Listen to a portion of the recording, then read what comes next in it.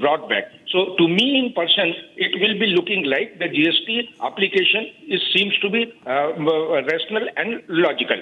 And in case the government of India, respective government or the court gives decision for this particular demand of the IndiGo, they have to uniformly extend that particular directive or that particular ruling or that particular order to all the subsequent claimants. So all these points are to be well considered before reaching to a logical connection. Right. All right. Thank you, Group Captain Bajpai, for giving your response and breaking it down in simpler terms for our viewers. With that, viewers, we shift our focus and get you more news and updates from across the nation as we bring you Bharat in 2 minutes.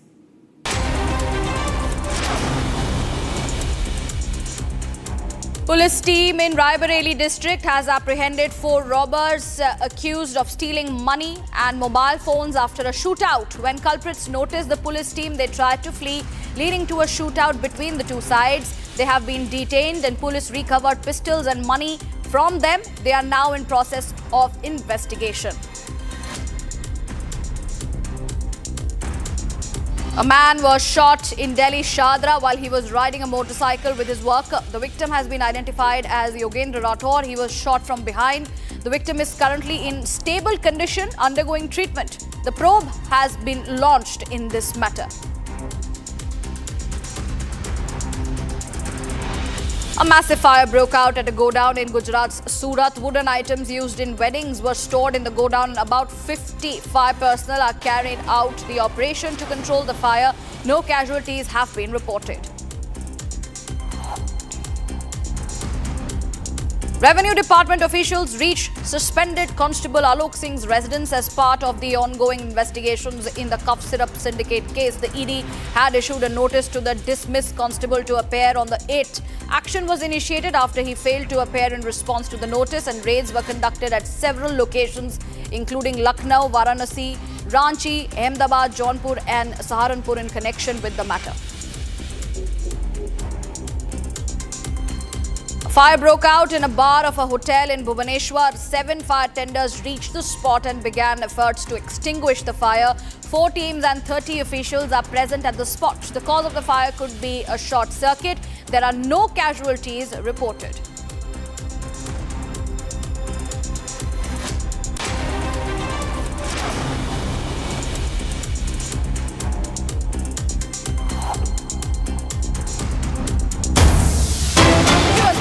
Coming in, the IMF has slapped 11 new conditions to Pakistan's $7 billion loan program.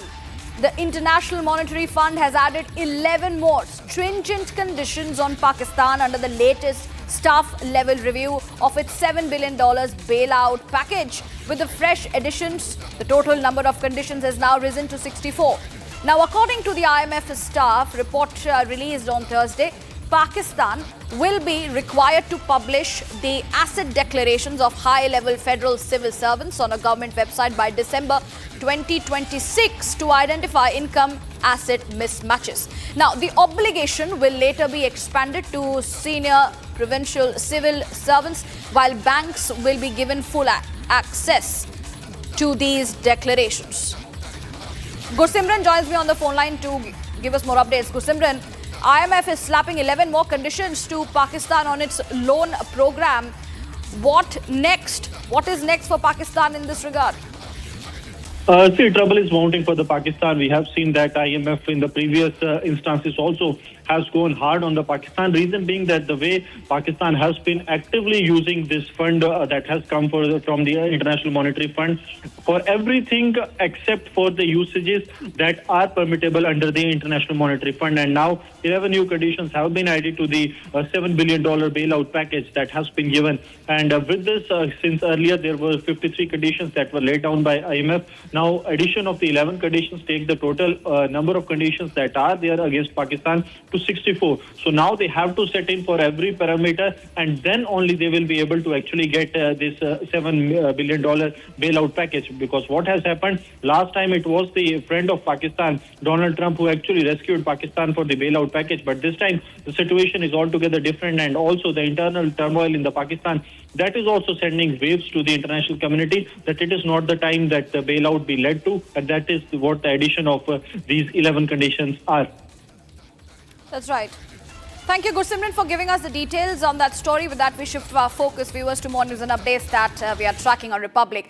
Viewers, the search operations are continuing for the second consecutive day along the Indo-Pakistan international border in Samba district as forces intensify crackdown on suspected terror routes ahead of the snowfall in upper reaches. Here's a report filed by my colleague Gursimran.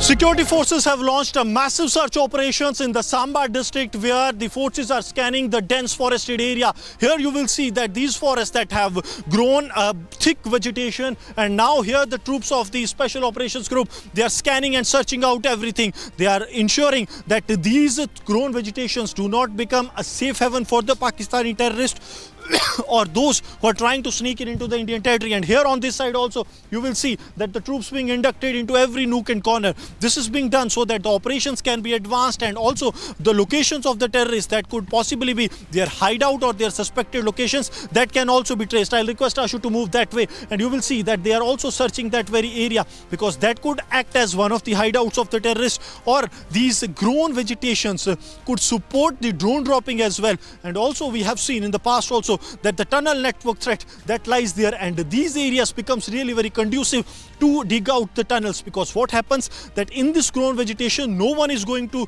actually look for the tunnels. But this is the Special Operations Group of the Samba police that has launched an intensified operations here, because we are days to the snowfall to start in the upper reaches, and once the snowfall starts the threat goes manifold. Reason being that the upper reaches gets blocked completely, and what Pakistan is left, it is left with Jaish-e-Mohammed to infiltrate its terrorists into the Indian territory through this very area. And also you will see that these big grown bushes are also being thoroughly searched, so that this cannot be one of the hideouts or the places where the terrorist can actually take advantage. Because what happens that in the dead of the night, if someone comes and hides like this, it will be completely a cover that they can get. But they are decimating every attempt of the Pakistani terrorists, those who can get cover, that they want to ensure that the attempts that are being made regularly by the Pakistan, they are foiled. What has happened in the past also, that there have been large-scale infiltrations that have taken place in last couple of years from the Samba international border. Viewers, developments coming in the Zubin Garg case as a charge sheet has been filed, and we are giving you all the details in terms of the charge sheet at this point in time. The charges pressed against Shyam Kanu Mahanta, Siddharth Sharma, Shekhar Goswami and Amrit Prabha Mahanta under Section 103 and 106 of the BNS, under Section 105 of the BNS against Zubin's cousin Sandeepan Garg, along Section 316 of the BNS pressed against Shyam Kanu, Siddharth and PSO Nadeshwar Bora and Paresh Besha. In the Zubin Garg death case, SIT has submitted its charge sheet, and these charges have been pressed against Shyam Kanu Mahanta, Siddharth Sharma, Shekhar Goswami and Amrit Prabha Mahanta under Section 103 and 106 of the BNS. Anirudh, my colleague, is joining us to give us more updates and details of what exactly does these sections mean. Anirudh, elaborate on the information that we have accessed in terms of the charge sheet. Yes, there are several sections that has been pressed against all the accused in this case.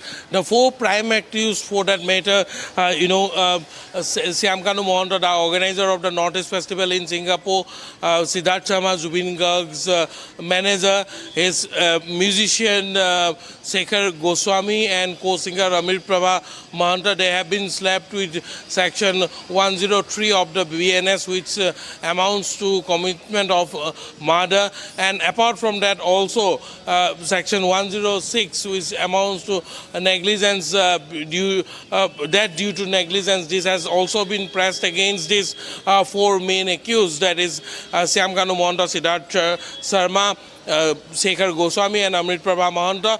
Zubin Garg's cousin, who is also involved in this crime, against him, charges have been slapped for culpable homicide not amounting to murder. Apart from that, also the financial irregularities part is also being investigated by the Assam police, and in this regard, Shekhar, Syamkanu Mohanto, Siddharth and PSOs Nandeswar Bora and Paresh Boisa has been slapped with Section 316 of the BNS, which amounts for criminal breach of trust. These are the charges that has been pressed against this main accused in this case. Also, it may be mentioned that the charge sheet that has been submitted in the court today consists of more than 3,500 pages of charges that has been put, and apart from that several annexes has also been filed in the court, which takes the entire booklet to around 10,000 to 12,000 pages. The court is still sitting. They are going page by page as far as the main charges in this regard are concerned, and also the state government will be praying for a fast-track trial in this case. This is what we are getting to know, and also that today, probably later in the day, the Assam Police SIT head is also expected to brief the media in this regard as far as the charges pressed against Syamkanu Mohanta, Siddharth Sharma, Amrit Prabha, Shekhar Jyoti Goswami, Sandipan Garg, Nandeswar Boisa and Nandeswar Bora and Paresh Boisa are concerned. Riyanka. That's right. Anirudh, what is the next course of action that we are expecting? Because people in Assam were very much in close connection with Zubin Garg. We had seen the amount of love that had come out on the streets when he was on his last journey. How is there justice that is going to be served? How will the people be also given that assurance? What is the next course of action? Yes, everyone is hoping that that trial will be further sent for a fast-track trial, fast-track court as far as the trial is concerned, and keeping in view the sentiment of the public, the state government is also going to pray for a fast-track investigation. As far as the case number 18/25 is concerned, in which the charge sheet has been filed today by the SIT. There is also another case, that is 19/25, which is investigation of the financial irregularities on part of Syamkanu Mohanto.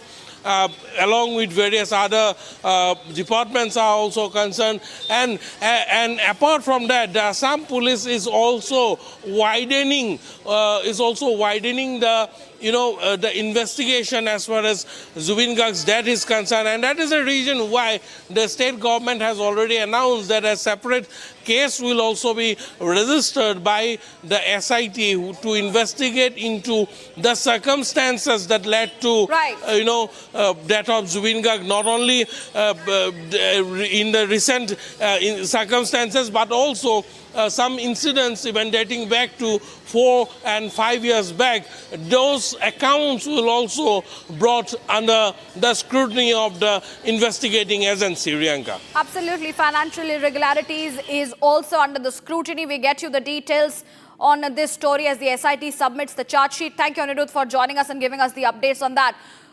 With that, viewers, we shift our focus and get you some more news. Republic has accessed the clincher in Ajit Pawar case. Ajit Pawar's claim on son's land deal has fallen apart.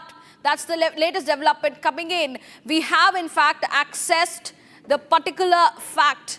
The government fast-tracked Parth Pawar's takeover. That's the question that we are asking. And this is a Republic super exclusive. The question is whether Pawar's lied about the takeover. Multiple questions now being asked. Republic has accessed the clincher in the Ajit Pawar case. Ajit Pawar's claims on son's land deal is looking like it's falling apart.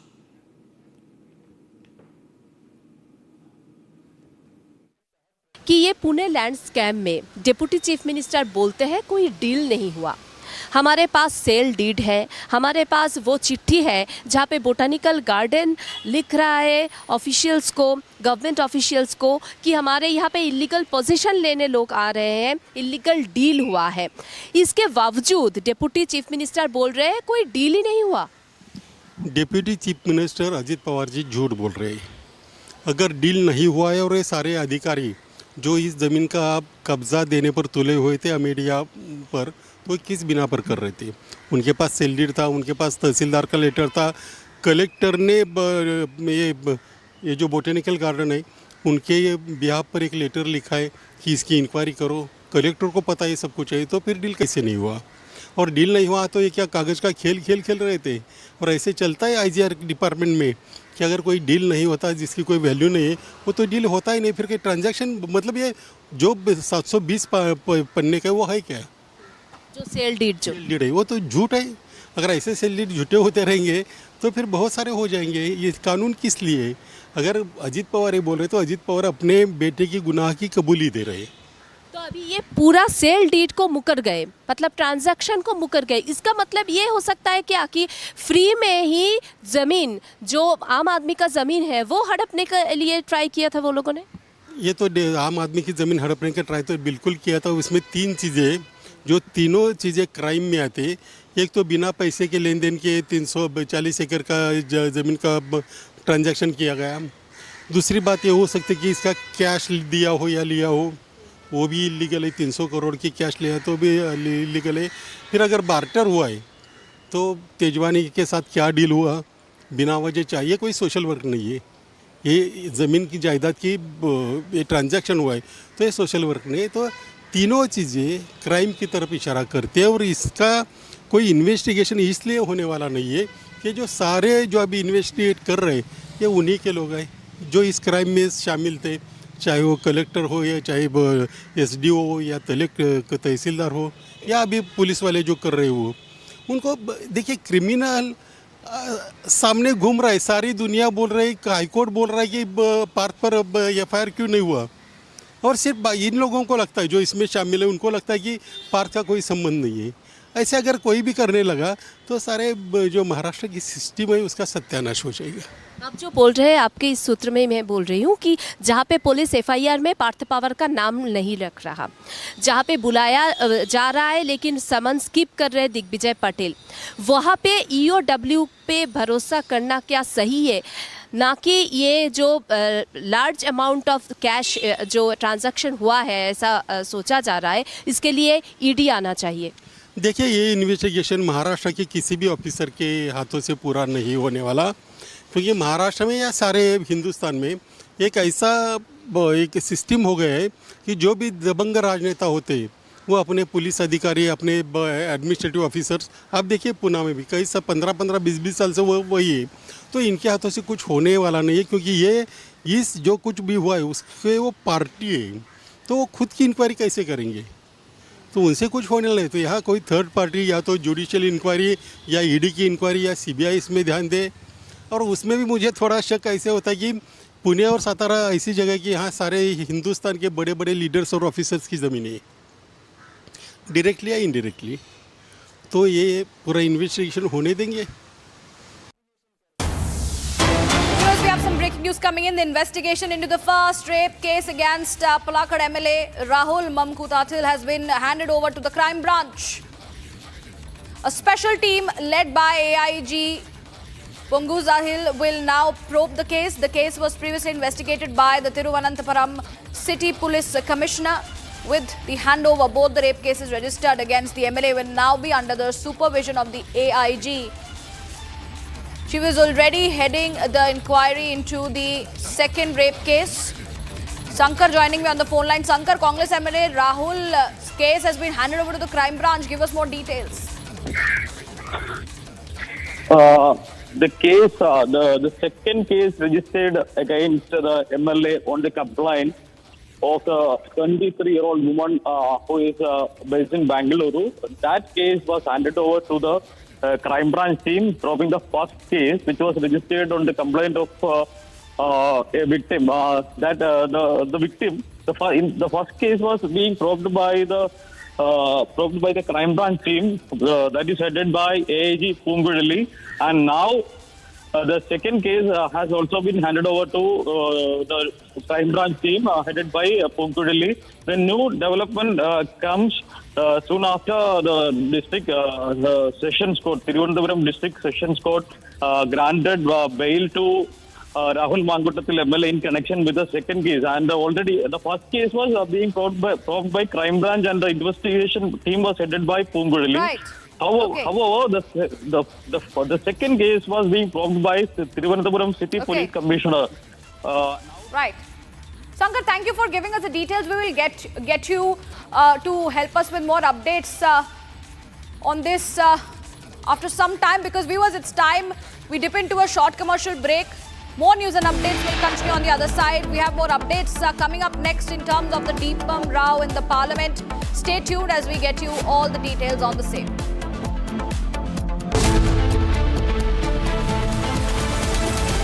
MDH की हल्दी मिर्ची धनिया करे कमाल, ये रंग दे, ये खुशबू दे, ये तीखा, ये कम पड़े, क्या निराला MDH masala. In the India Today Best Universities Survey, India's #1 ranked universities in various streams are JNU Delhi, Amity University, AIMS Delhi, IIT Delhi, and National Law School Bengaluru.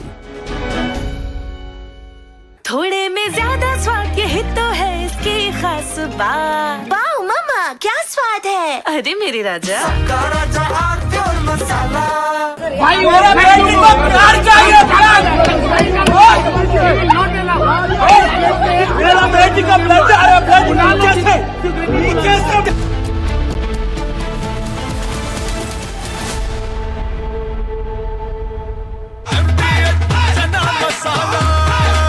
अब छोलिया हो या लोबिया, सफेद चने या काले चने, सब कुछ मजेदार बने।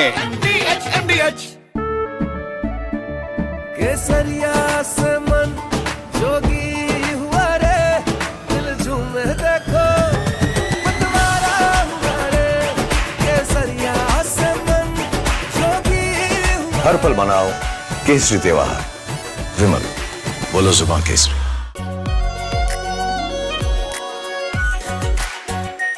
Are pure shahi paneer masala, delicious, healthy every day.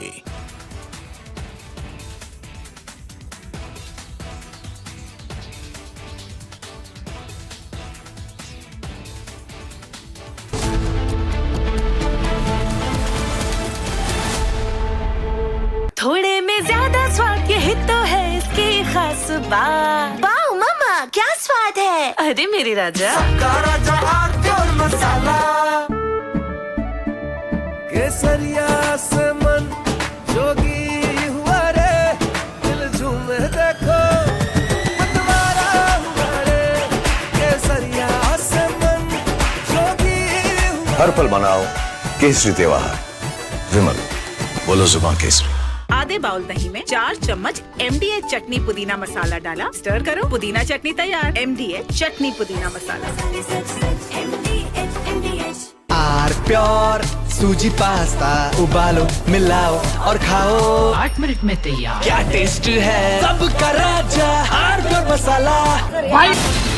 From Asia's largest news headquarters,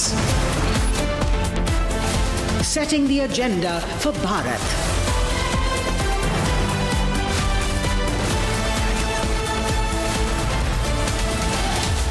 You're watching Republic.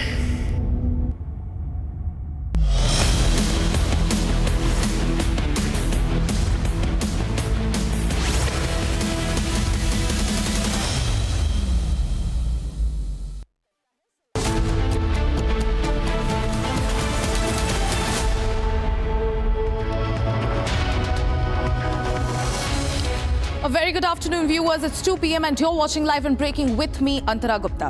We are tracking a lot of stories in this edition for you. The Deepens row controversy is a very fast developing story. In fact, right after the opposition MPs filed an impeachment motion against Justice G.R. Swaminathan, 57 judges have now come forward in support with Justice G.R. Swaminathan. We are getting you this and a lot more. Don't go anywhere. We are tracking this, the headlines first.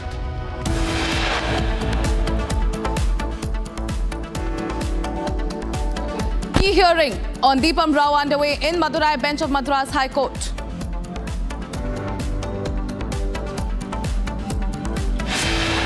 Four inspectors who oversee IndiGo flight ops sacked from DGCA after mass cancellations.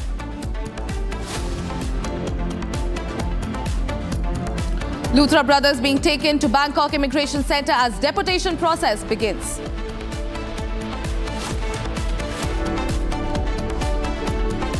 SIT files 3,500-page charge sheet in Zubeen Garg death case.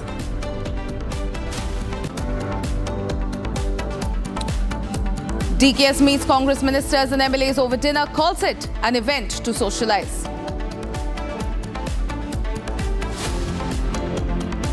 PM Modi, Piyush Goyal expected to travel to Oman to sign free trade agreement.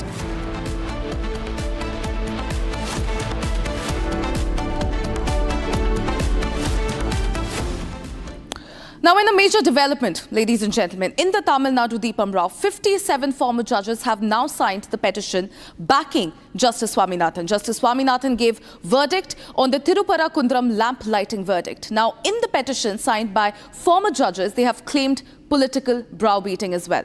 This is the latest update that we are tracking, ladies and gentlemen.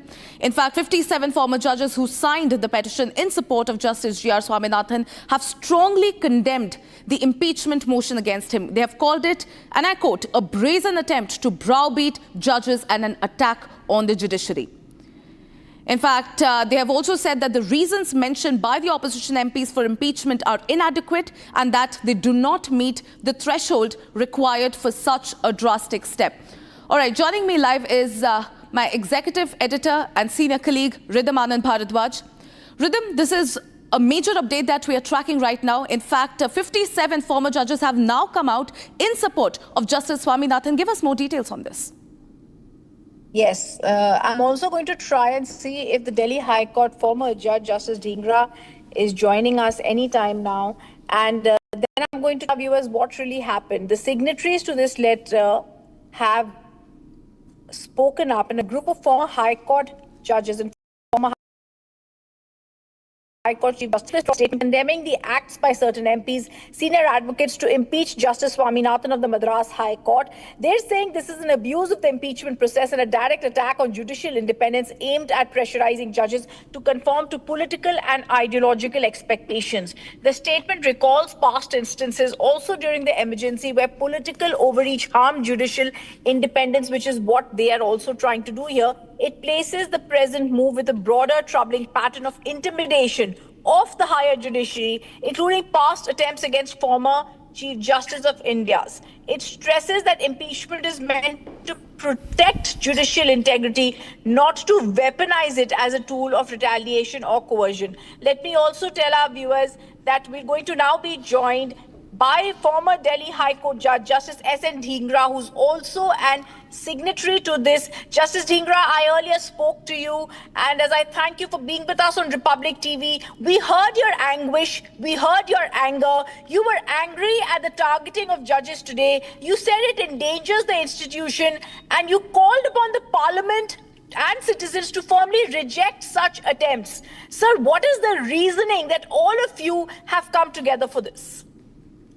You see, the oath which a member of parliament takes and the oath which a judge takes, both are same. Both have to uphold the constitution. What does that mean? That means once you are elected as member of parliament or as a judge, you will keep your personal identity separate and you will act according to the constitution. For a judge, deciding the case on merits is his duty. And for an MP, upholding the constitution and the independence of judiciary and the four institutions, other institutions, is their duty.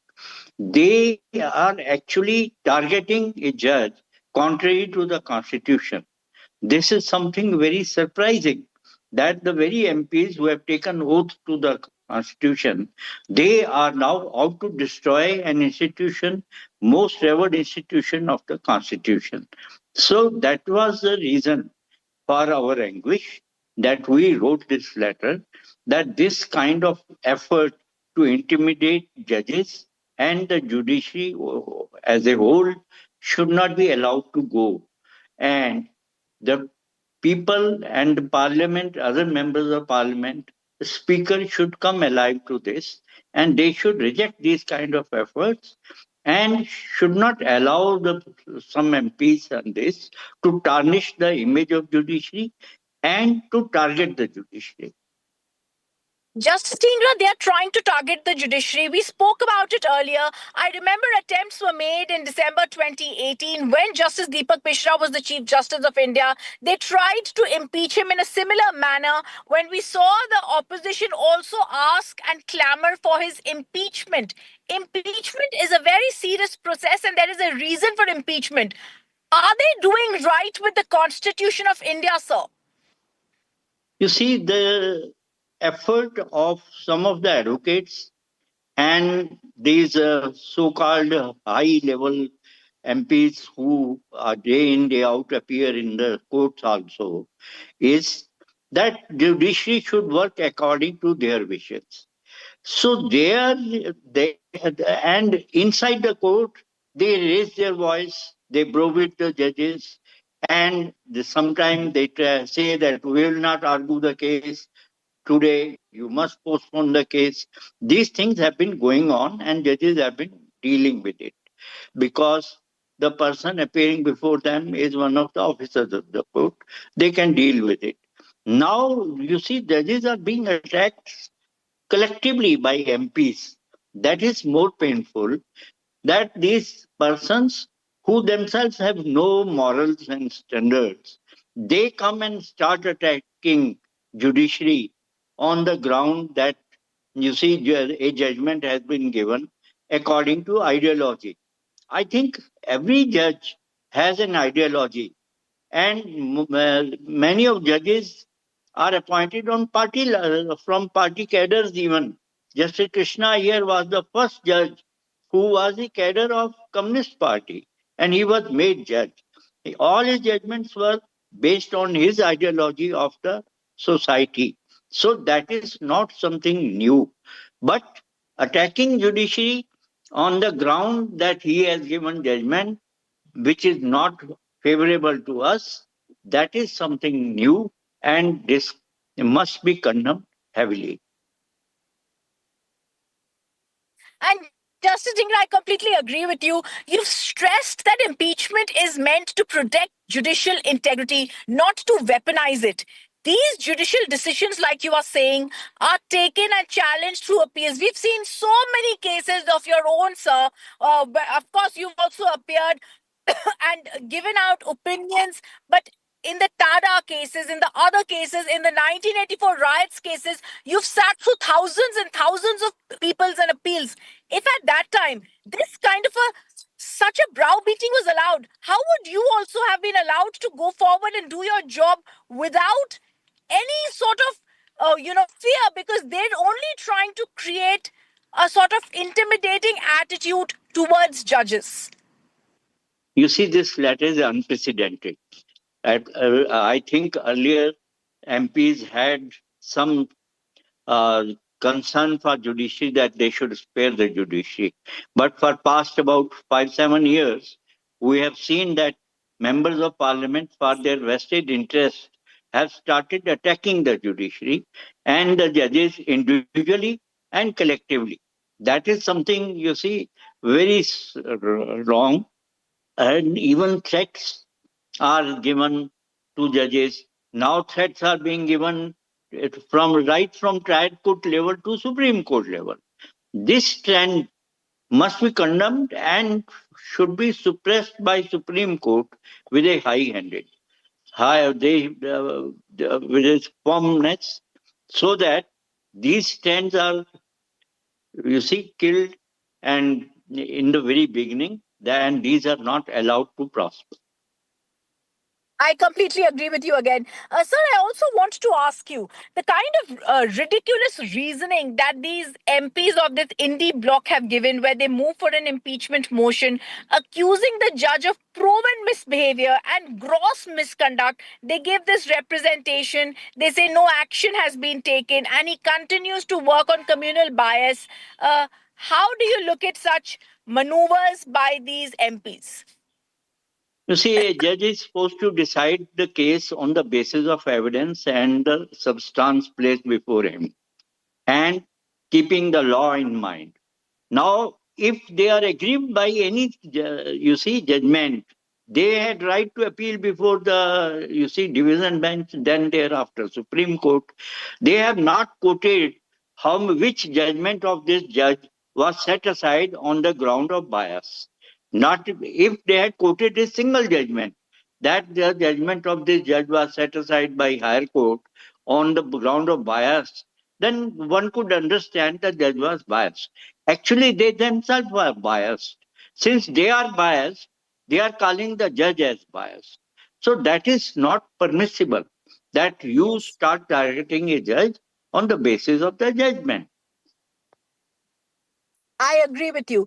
And I also want to ask you, do you think that this is being done?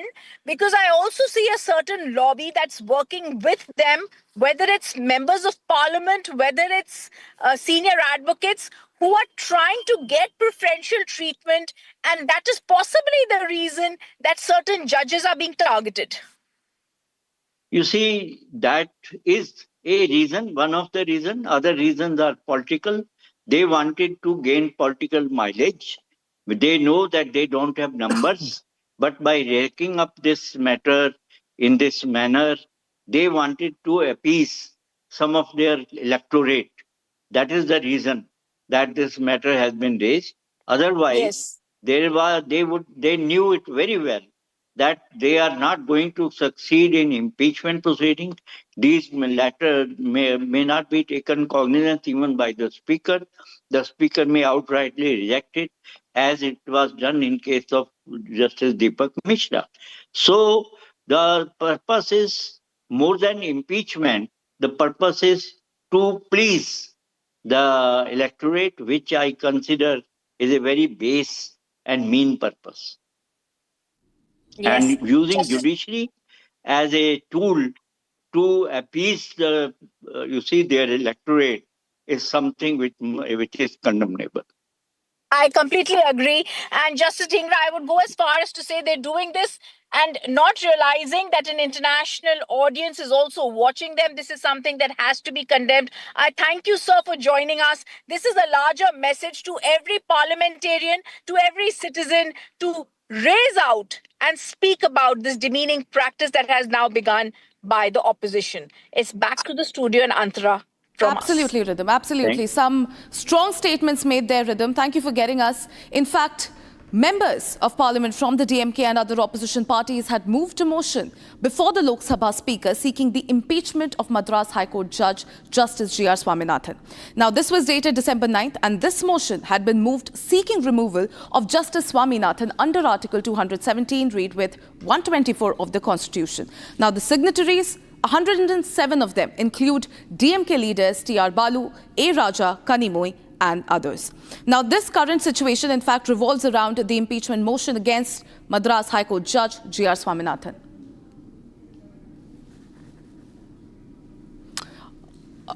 All right, joining me live is Sharda. Sharda, this is one of the biggest stories that we are tracking today. In fact, we were just speaking to our executive editor, Rhythm Anand Bharadwaj, and we have come to know, and as per reports, 57 former judges have now come to the fore in support of Justice Swaminathan as well. Yes, Antara, now after moving the impeachment motion, the India Alliance submitted a letter to the Speaker of Lok Sabha, Om Birla, asking for the judge to be removed from his position, saying that his judgment on this case, especially Tirupakura Deepam, has been very biased. And now supporting the judge G.R. Swaminathan, 56 judges from the High Court and the former Supreme Court judges had also come forward telling that this cannot be true, because if the DMK government is being biased, then that they cannot implement the same on the judge when the rule is against their ideology. And that's what multiple people, especially the judges who signed signing their support for Judge G.R. Swaminathan, pointed out. This all started as a legal fight just with two petitioners in Madurai bench of High Court reaching out to file a case, and when Judge G.R. Swaminathan gave a statement that was against what the DMK has been following, it turned politically, and DMK has been constantly aiming the Hindus after that, saying now even the lawyer is fighting in the case made a statement saying that there is no proof that the Deepatun was part of the temple administration, and that when G.R. Swaminathan heard the case, he did not make sure whether the Deepatun was part of the land survey that was done in 1974 and was built to mark the boundary of temple land, and that it was not something built to light the lamp. And there is also a petitioner who has been constantly telling that it was the temple administration that told Judge G.R. Swaminathan when he went there to check whether the Deepatun was actually there. The temple administration was the one immediately said that it was the Deepatun where their lamps used to be lit in the past and that the practice has been stopped. However, the temple administration, who initially filed the petition saying that they do not want to light the lamp, is completely missing from this entire fiasco. And what we also have to notice is that multiple people have been around the hill have been telling that they had not had any issues in the past or even in the present now, and it is the political blame game being done in Tamil Nadu to make sure there is no harmony in between the two communities or religion. Well, absolutely, Sharda. Thank you for getting us those updates. Of course, there are very, very strong statements that have been made. Ladies and gentlemen, we are now tracking another angle in this very fast developing story. Now, the Madurai Deepam controversy echoed in Parliament after BJP MP Anurag Thakur raised the issue in the Lok Sabha, urging the government to address concerns surrounding the dispute. Now, Anurag Thakur said that this matter has triggered tensions and political reactions in Tamil Nadu, calling for clarity and accountability from the state administration. In fact, listen in to what Anurag Thakur had to say. To raise a very important issue where one state in India has become a symbol of anti-Sanatan Dharma. Their ministers are making statements. against Sanatan Dharma. They objected when Prime Minister was doing his duty for the Ram temple. At that time, the temple doors were shut. People were forced to approach the court to reach the temple. Even now, sir, the Madurai bench of Madras High Court came down strongly on the Tamil Nadu government, accusing officials of deliberately ignoring its order on lighting the Kartikai Deepam lamp at the Madurai Thiruparankundaram temple. Sir, there are lathis for the devotees. Hindus are lathi charged. Despite the court order, they are not allowed. Despite the court order, they are not allowed to light the lamp, sir. Sir, my issue is, if there is the Stalin Sarkar, their court came down heavily, they slammed the Stalin Sarkar. I would like to put it on record. To your party why the member police also. is acting in this manner? I have given an opportunity why the to your Hindus are party stopped? member also. Sir, he was allowed to Justice raise. G.R. Swaminathan did not mince words. You can't He stop. said the state has shown willful disobedience of the order. And contempt has been committed, sir. If I have given a permission, sir, the order has been breached, sir. Sir, the order has been breached. The contempt has been committed.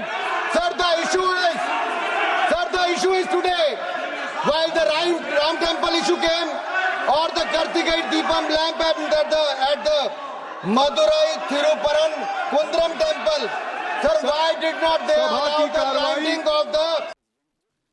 Well, ladies and gentlemen, that was a high-octane debate on the Deepam Rao. In fact, not just Anurag Thakur, ladies and gentlemen. Amit Shah yesterday also spoke on the issue. Listen into what the Union Home Minister had to say.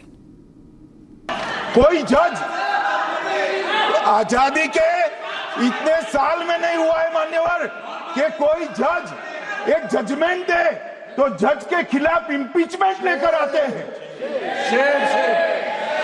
अपनी vote bank को address करने के लिए impeachment लेकर आते हैं मान्यवर और ये सारे ने तो साइन कर दिया साथ ही साथ उद्धव जी ने भी साइन कर दिया उद्धव जी जजमेंट क्या है एक पहाड़ी पर मान्यता है कि हाँ सबसे ऊपर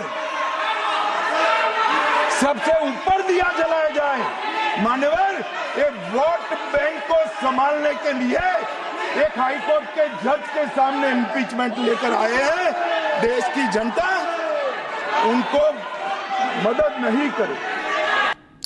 In fact, viewers, the constant back and forth on the Deepam Rao continues. In fact, Cong MP Manikam Tagore also had to say something on this issue. Listen into what he had to say. The saddest part that a peaceful state like Tamil Nadu is they are planning to disturb the peace of Tamil Nadu. I represent a constituency of Virudhunagar and the assembly of Thiruparamkundaram. We know how we exist cordially. These people has come with fire, lit the fire of peace. They want to burn the peace. RSS and its chief Mohan Bhagwat has done this kind of acts across India. They had burnt people, they had burnt houses, they had burnt villages, they had burnt cities. Now they are entering into Tamil Nadu, which will never be accepted in Tamil Nadu. Tamil Nadu wants a peaceful coexistence. We are proud that we live in Thiruparamkundaram. In fact, the Madurai High Court, viewers, has also granted permission for the Hindus to fast and conduct silent protests for 2 days, demanding the right to light the Deepam at the hilltop Murugan temple. Now, this decision comes after a long-standing dispute over the ritual, with the court previously ruling in favor of lighting the lamp at the Deepathun pillar, citing historical and literary evidence. Now, the protest is expected to be peaceful, with the organizers agreeing to carry out the demonstration at the Palanghatam junction instead of the temple premises to avoid inconvenience to the devotees. This is another angle that we are tracking here, ladies and gentlemen. The Madurai High Court has now granted permission for the Hindus to fast and conduct a silent protest for 2 days. Sharda, my colleague who continues to join me live. Sharda, this is yet another update that we are getting in on this story. The Madurai High Court has now granted permission for the devotees to carry out the silent protest for 2 days. Tell us more on this. Well, an appeal and petition was filed today before the two-bench judge at the Madurai bench of the Madras High Court, where a Hindu group asked for permission to protest, especially do a fasting and a silent protest outside the Thiruparamkundaram temple at the bottom of the hill, saying that they want to do a 2 days protest completely to make sure until the government gives an order to light the lamp on top of the hill in Thiruparamkundaram. This comes after the DMK's, the state government lawyer, stated that the Archaeological Survey of India is still not provided with the information telling whether the Deepathun is part of the temple or if it is only a land, it is built when the land survey was done in 1974. However, multiple petitions saying that the Deepathun has been there for long, even before 1974, and it is part of the temple administration, is what the temple administration told the Judge J.R. Swaminathan when he went there to do a survey before giving his judgment on the 1st of December. And this protest will be held tomorrow and day after at Thiruparamkundaram, where multiple people, earlier the judge gave permission for 50, now it looks like more than 50 people, at least 200, would be protesting for the Thiruparamkundaram hill lamp to be lit on the top of the hill, and it will be a fasting protest, 2 days without having any food or water, and also a silent protest. Well, thank you, Sharda, for getting us those updates. In fact, ladies and gentlemen, the Tamil Nadu Deepam Rao erupting in early December 2025 centers on a heated dispute over the traditional lighting of the Kartigai Deepam lamp during the festival of the ancient Subramanya Swami temple on the Thiruparamkundaram hill near Madurai, one of Lord Murugan's 6 sacred abodes. Now, the controversy arose when Madurai bench of Madras High Court on December 1st granted a petition by Hindu founder Rama Ravi Kumar, directing temple authorities to light the lamp at the historic Deepathun stone pillar atop of the hill, reviving a century-old practice halted since the British era to avoid tensions near a nearby Dharka. Now, the DMK-led state government, citing potential communal unrest, imposed prohibitory orders and appealed the ruling to the Supreme Court, leading to the arrest of devotees attempting the ritual on December 3rd. Now, this is despite court-mandated CISF protection. Now, Republic Editor-in-Chief spoke to editor of Tughlaq, S. Gurumurthy, on the same. Listen in. Mr. Gurumurthy, why is a simple, seemingly simple act of lighting a lamp, the Kartikeya Deepam, which I'm told is a centuries-old practice, becoming such a flashpoint? I want to make 3 undisputed facts first. Then I will go into what is the dispute now. The Thiruparamkundram temple, or the Thiruparamkundram, which is a mount, is a tradition that continues for 2000 years from the last Tamil Sangam period, which is in the 2nd century AD. That is the first important point. The second is the Deepatum, that the pillar on which the Deepam is lighted is dated 400 years back in the period of the Naikar regime. In that there is an inscription that people who are Punyam, those who have done Punyam, they will be able to light this lamp. And there is an Hanuman carving in it. And the book published by the Tamil Nadu government archaeology department in 1981, it's very important. That says there is a tradition of lighting lamp by the local people during the Kartikeya Deepam. It is there, it is an admitted fact in terms of archaeological evidence of the Tamil Nadu government. The book is published by the Tamil Nadu government archaeological department. So 3 facts are settled. There is an antiquity, undisputed antiquity about the Thiruparamkundram temple. Second, this 400-year-old pillar itself contains the inscription that it is for lighting the lamp. And the Tamil Nadu government archaeological department book itself says that this tradition is followed by the people. So there is no question of this being something new which has been taken up by the Hindus. This is the first point. Second point, the Muslims themselves have conceded repeatedly that they have no objection to the lamp being lit. So there is no question of a Hindu-Muslim issue here. If the Muslims oppose it, then there can be a question. Even though it is an age-old tradition, the Muslims are opposing. So the Muslims are not opposing. This point has not come out in the discourse at all. And the next point is that there is a dispute between Muslims and Hindus which has nothing to do with the Deepam. It is about, there is a dargah. And the Hindus are not objecting to the dargah. This is another important point. That if the Hindus oppose the dargah, then there can be a problem between Hindus and Muslims. The Hindus do not say anything about the existence or objection to the dargah.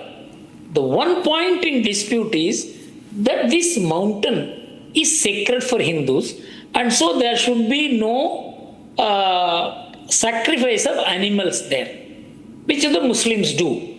That is also subject to judicial determination, and the Madras High Court has held now that no animal sacrifice should be there. So that is a matter which is being judicially decided. The Muslims and Hindus have submitted themselves to judicial determination. So the only small area of dispute that was there, whether there should be animal sacrifice or not, is subject to judicial determination, and so there is no dispute between Hindus and Muslims at all.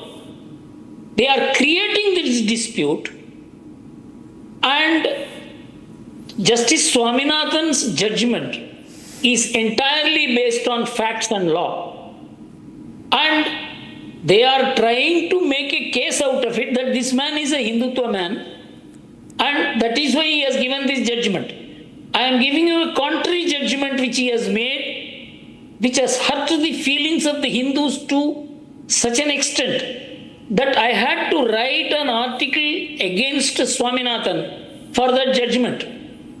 There is a temple in Tamil Nadu, in the western part of Tamil Nadu, where women on a particular night, thousands of them go and pray and reside in the temple, those who have not got a child, and they pray for the child.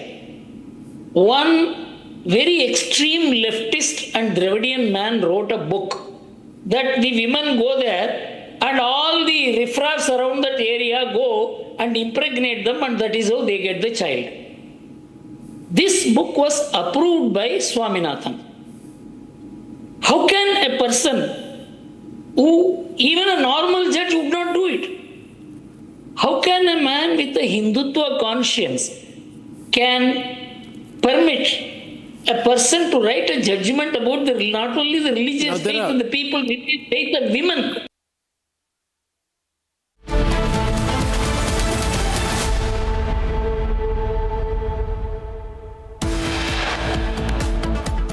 Madurai High Court grants permission for Hindus to fast and do a silent protest for 2 days. Madurai bench of Madras High Court came down strongly on the Tamil Nadu government, accusing officials of deliberately ignoring its order on lighting the Kartikai Deepam lamp at the Madurais. There are lathis for the devotees. Hindus are lathi charged. Despite the court order, they are not allowed. Deepam Rao now reaches the parliament. BJP calls it an anti-Hindu move by the opposition. As opposition moves an impeachment motion against Justice Swaminathan, 56 judges write a letter backing the Madras High Court judge.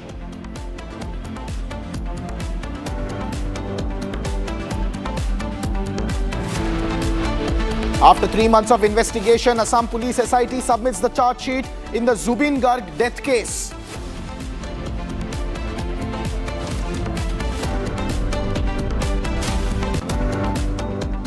MOS-MEA says that the issue of detention of Indian citizen has been taken up strongly with the Chinese side in both New Delhi and Beijing.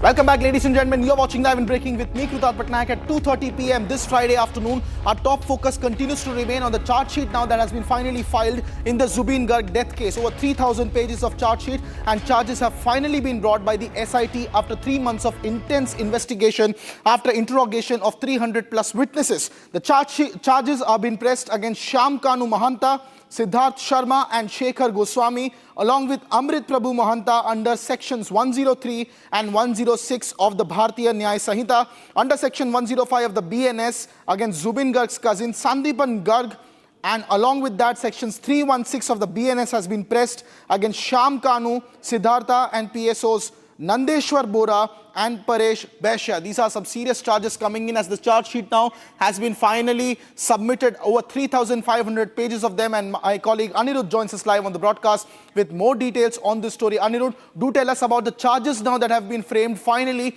after 3 months of intense investigation by the SIT. Yes, several charges have been pressed against the main accused in this case. As far as there have been total 7 arrests that has been made in this connection to Zubin Garg's death probe, and in this, among the 7, 4 are the main accused in this case. That is Shyam Kanu Mohanta, the organizer of the Northeast Festival, Siddharth Sharma, who was Zubin Garg's manager, Zubin Garg's co-musician Shekhar Goswami, and co-singer Amrit Prabha Mahanta. They have been framed as the key accused in this case, and charges under section 103 and 106 of BNS have been pressed against them. Apart from that, as you have mentioned, Zubin Garg's cousin Sandipan Garg, he has been slapped with section 105 of the PNS, which amounts to a culpable homicide not amounting to murder. And apart from that, also the financial irregularities part is being investigated by the SIT, and in that connection, section 316 of the BNS have been pressed against the accused Shyam Kanu Mohanta, Siddharth Sharma, and the PSOs of Zubin Garg, Nandeshwar Bora and Paresh Besha. The charge sheet runs through over 3,500 pages, yes. And along with the along with the annexes, it is somewhere around 10 to 12,000 pages. This is what we are getting to know. And in a short while from now, the chief of the SIT, that is MP Gupta, Special Director General of Police, will be briefing the media in regards to the charge sheet that has been filed today. All right, thank you very much, Anirudh, for bringing us those details, ladies and gentlemen. That's the latest coming in the charge sheet that has been filed in the Zubeen Garg death case. In the interim, here's an update coming in from the state of Karnataka, where temperatures were running a little bit cooler with a potential ceasefire between DKS and Siddaramaiah. But in a latest on-cam footage sequence that we are about to show you, Chief Minister Siddaramaiah loses his cool after reporters ask him if he is going to go to Delhi or whether he has been summoned to Delhi for questioning. Listen into that sequence where Chief Minister Siddaramaiah apparently loses cool.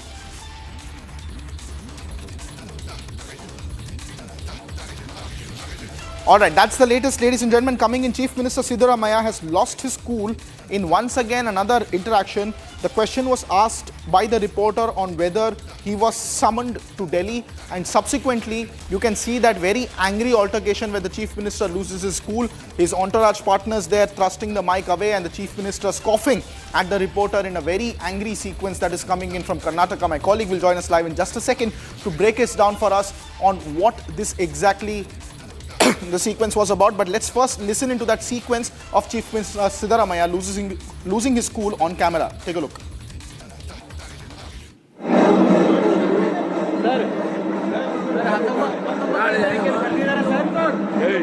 ಯಾರು ಕರೆದಿಲ್ಲ ಮಾಡಿಲ್ಲ ಸುಮ್ಮನೆ ನೀವು ಕೇಳ್ತಿರಲ್ಲ ನಿಮ್ಗೆ ಹೇಳಿದಾರಾ ನೀವು ಹೇಳಿದಾರೇನ್ರಿ ಸುಮ್ಮನೆ ಕೇಳ 19 ತಾರೀಕು ಕರೆದಿದ್ದಾರ ಅಂತ ನೀನೇ ಹೇಳ್ತೀಯ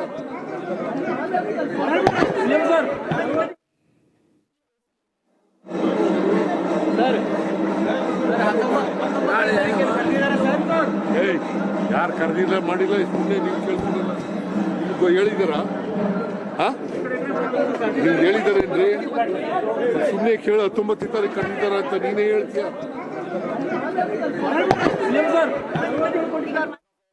Right, that's the sequence coming in of Chief Minister Siddaramaiah there losing his cool when he was asked on whether he's been summoned to the national capital of Delhi. On the other hand, you have DK Shivkumar, who has done a very big dinner with almost 50 top Congress leaders, MLAs and former district presidents. But he says that this was no form of show of strength, but just a cordial meeting between all the Congress partners in that state. And on the contrary, now you see Abhishek, my colleague, joins us live on the broadcast. Abhishek, Chief Minister Siddaramaiah there losing his cool over a simple question being asked to him on whether he's been summoned to Delhi. What's happening in Karnataka, sir? Kritat, several things running in the Chief Minister's mind, because the moment he is summoned to Delhi, it is very sure that he will have to fix on a date where he will have to give up the chair of Chief Minister to DK Shivkumar. So this is one of the reasons as to why Chief Minister Siddaramaiah lost his cool on all of us. When we questioned if he had been summoned to Delhi on the 19th of December, after we received a clarification and an intimation from the sources of the AICC that both of the leaders, DK Shivkumar and CM Siddaramaiah, have received a call to be present in Delhi on 19th, or there will be a call from Sonia Gandhi and Rahul Gandhi where both of these leaders will have to sit together and answer to their questions. On the other hand, we've also seen from the latest developments, Yatindra Siddaramaiah, the son of Chief Minister Siddaramaiah, claiming on a regular basis that the AICC has decided that CM Siddaramaiah will continue as the full-term Chief Minister, and there is no question about it, and the AICC has already decided about that. After which we've also seen DK Shivkumar's camp very clearly mentioning that there will be a revolutionary change happening after January 15th, because that is when Sankranti is going to happen in the state, and after Sankranti there will be a major change, is what the DK Shivkumar's camp have already mentioned. Going back to a couple of days, CM Siddaramaiah was hosted dinner by the family of Seth in Belagavi, after which DK Shivkumar was found to have dinner with 40 of MLAs on his camp. So this is creating a ruckus in the mind of CM Siddaramaiah, and this is also one of the contributing factors to him lose the cool at the media. Kritarth. Indeed, Abhishek, and the perpetual power tussle, ladies and gentlemen, continues in the state of Karnataka. Bengaluru, temperatures rising now with Chief Minister Siddaramaiah there getting angry at reporters asking him questions about whether he's coming to Delhi, whether he's been summoned to Delhi. We'll keep a close track on those developments coming in. In the interim, let me bring you a breaking news update coming in from the Union Territory of Jammu and Kashmir, where my colleague Gursimran is reporting for us from the Samba international border, where the BSF and JNK SOG are carrying out combing drills and operations along the international border to prevent any infiltration bid from the Pakistani side. Take a look at what's happening and how the BSF is preparing for the winters ahead.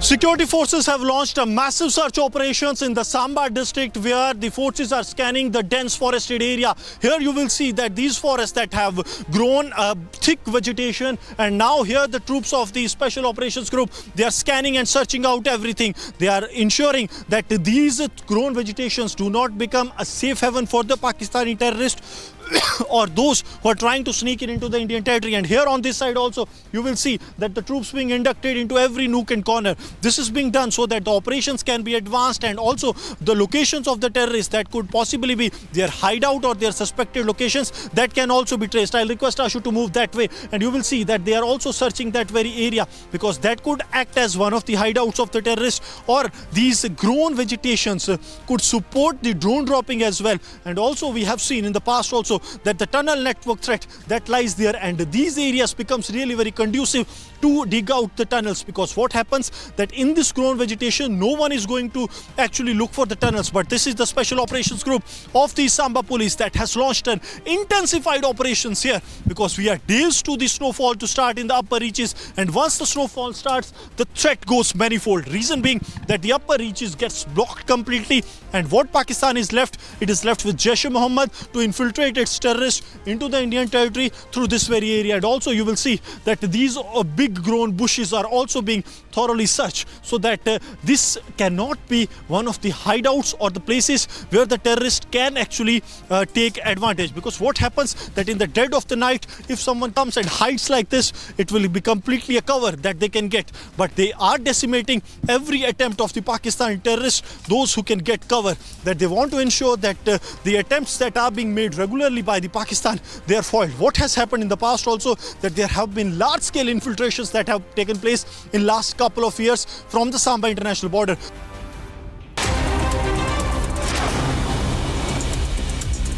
Police team in Raebareli district has apprehended 4 robbers accused of stealing money and mobile phones after a shootout. When culprits noticed the police team, they tried to flee, leading to a shootout between the two sides. They have been detained and police has recovered pistols and money from them.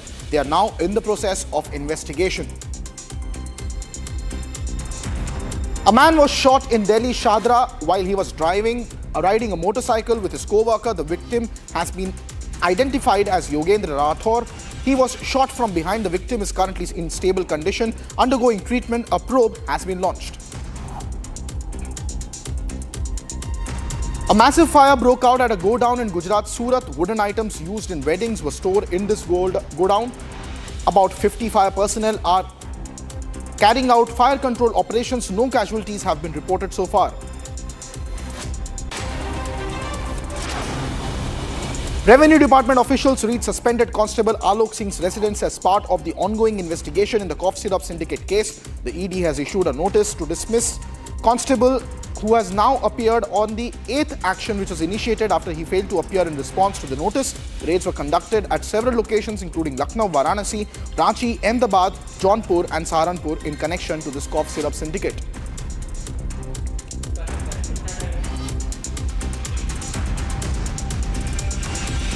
Fire broke out in a bar of a hotel in Bhubaneswar. 7 fire tenders reached the spot and began efforts to extinguish the fire.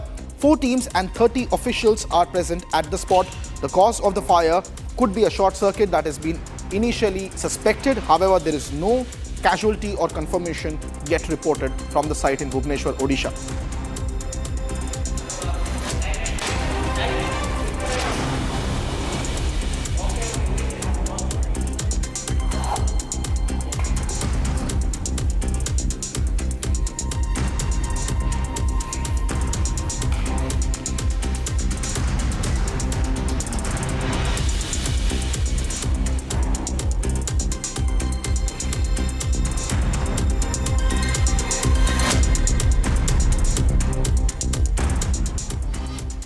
And ladies and gentlemen, the Justice Swaminathan case now has emerged as the biggest national talking point.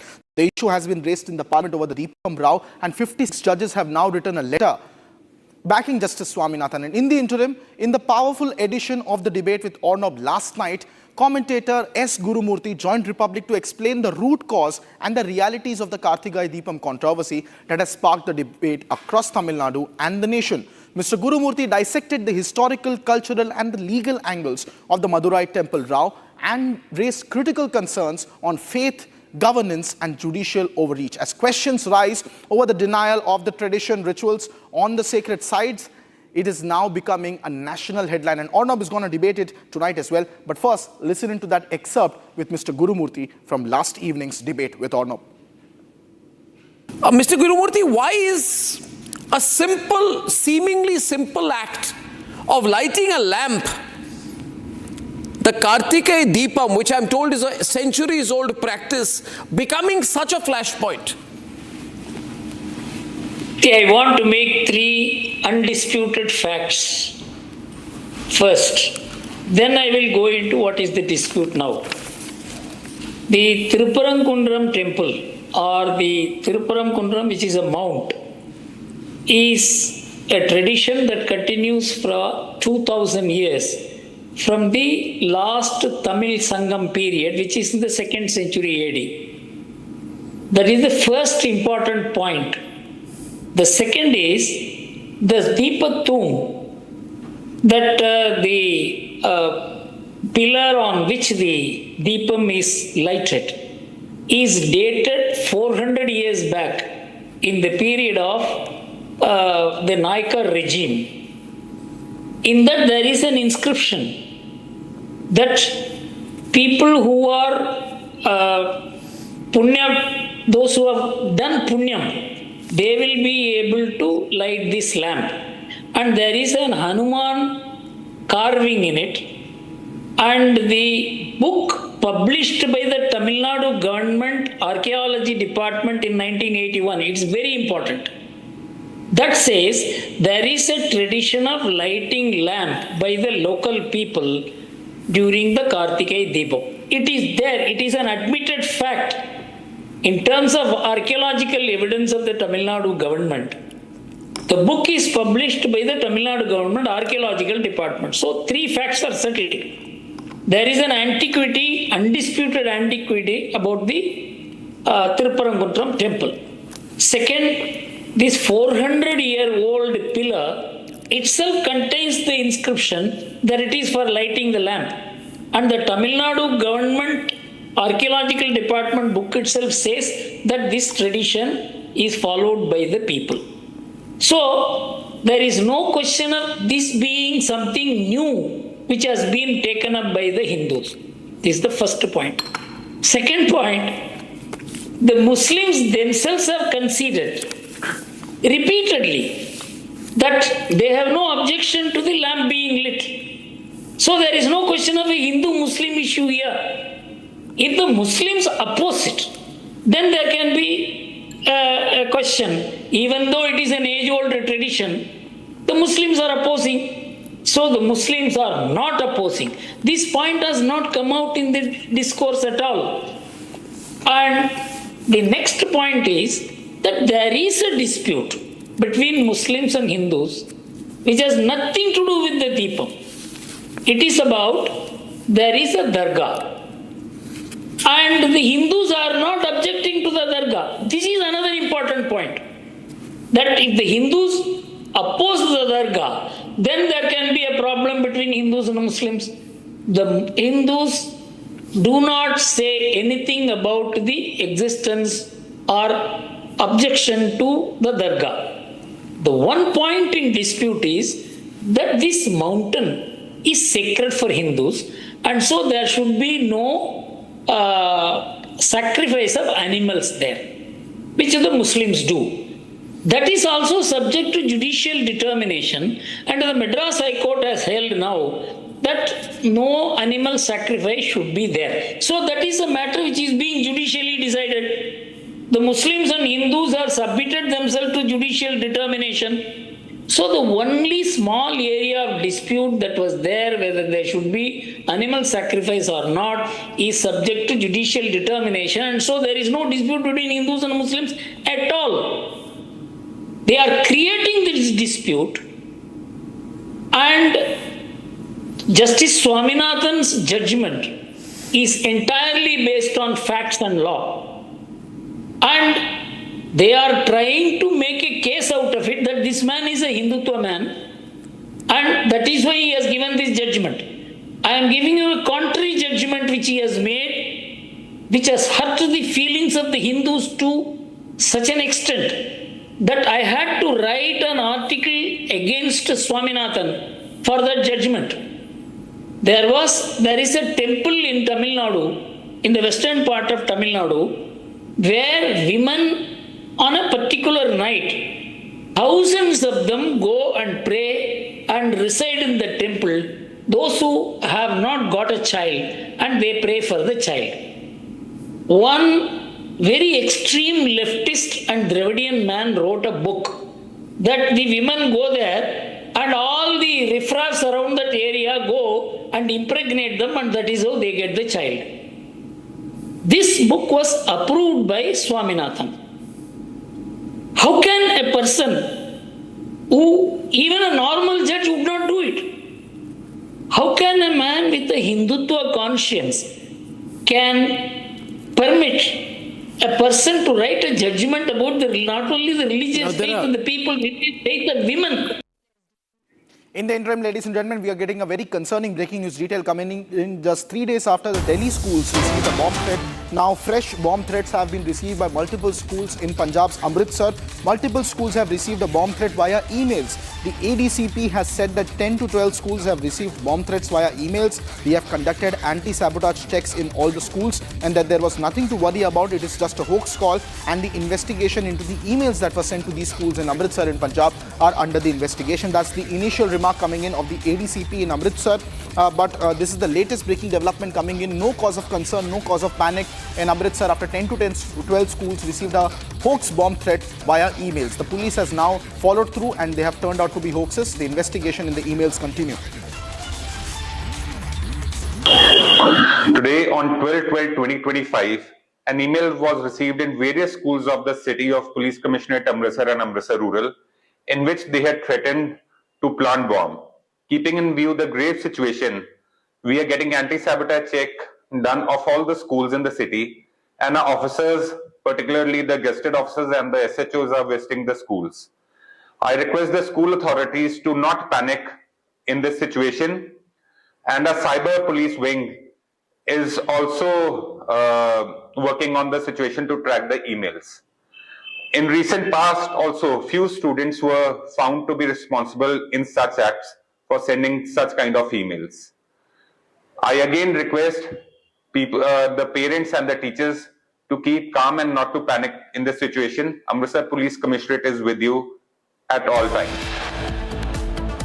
Coming up next on Live and Breaking, the biggest talking point in the country now becomes the Deepens Rao. Judges are now backing Justice Swaminathan over the opposition's attempt to stifle him through an impeachment motion. What is this entire controversy about? We debate it tonight with Arnab, and when we come right back after this very short break, we bring you top legal voices who dissect why the opposition's browbeating will not succeed.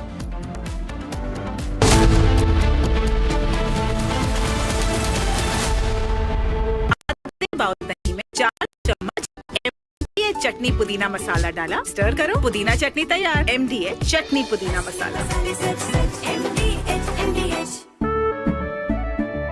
केसरिया से मन जोगी हुआ रे, दिल झूमे देखो मतवारा हुआ रे। केसरिया से मन जोगी हुआ। हर पल मनाओ केसरी त्योहार। विमल, बोलो जुबान केसरी। आर प्योर सूजी पास्ता उबालो, मिलाओ और खाओ, 8 मिनट में तैयार। क्या टेस्ट है सबका राजा, आर प्योर मसाला। अब छोलिया हो या लोबिया, सफेद चने या काले चने, सब कुछ मजेदार बने। MDH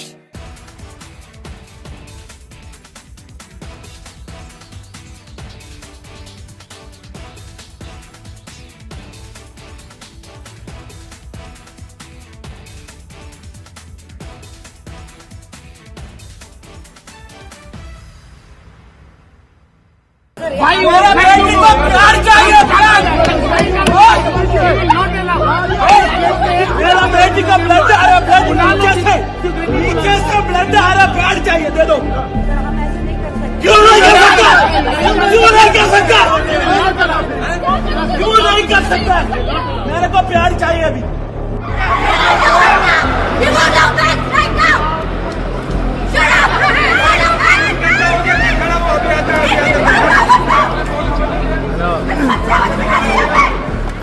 That we have experienced severe operational disruptions for the past few days.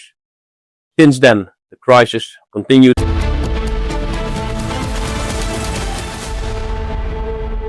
With today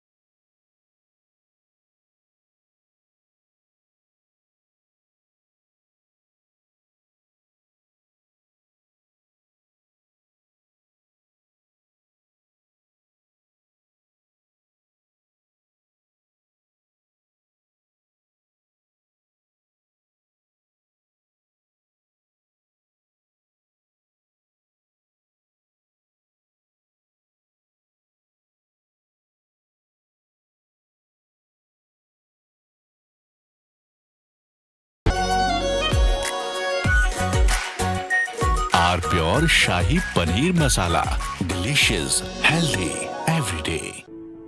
In the India Today Best Universities Survey, India's #1 ranked universities in various streams are JNU Delhi, Amity University, AIMS Delhi, IIT Delhi, and National Law School Bengaluru. MDH की हल्दी मिर्ची धनिया करे कमाल, ये रंग दे, ये खुशबू दे, ये तीखा, ये कम पड़े, क्या निराला MDH मसाला.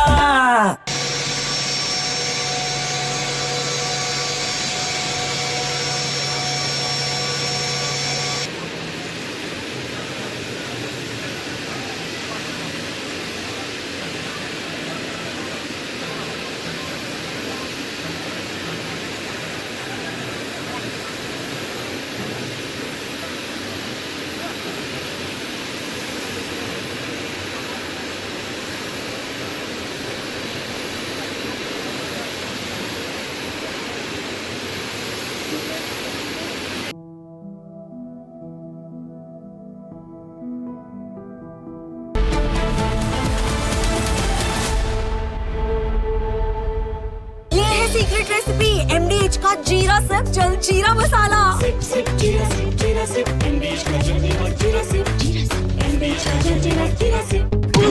सर बचा के विक्रम राठौड़, कहीं फिर से ना भूल जाओ आप कौन हो. रुक, तेरे अग्नि अस्त्र की अभी मोमबत्ती बनाता हूँ. Please stop! झुमका तेरा झुमका, तेरा झुमका, तेरा झुमका. Not there. मेरा काउंटर टॉप टूट जाएगा. झुमका तेरा झुमका, तेरा झुमका, तेरा झुमका, तेरा झुमका.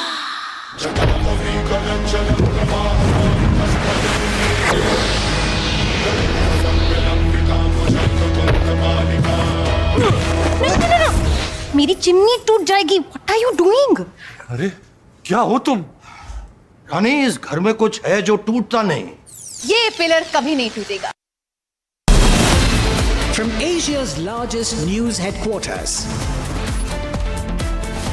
setting the agenda for Bharat.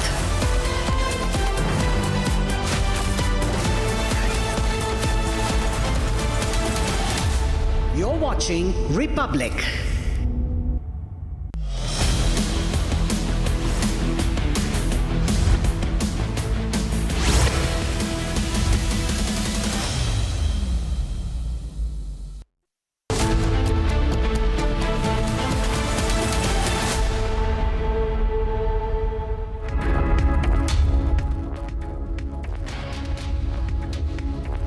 Ladies and gentlemen, a very good afternoon. It's 3 p.m. and you're watching Live and Breaking with me, Antara Gupta.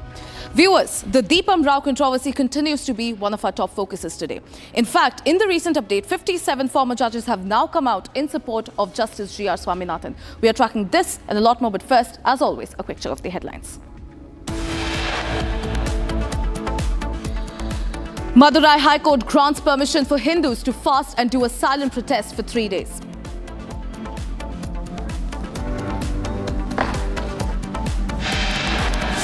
Madurai bench of Madras High Court came down strongly on the Tamil Nadu government, accusing officials of deliberately ignoring its order on lighting the Kartikai Deepam lamp at the Madurais.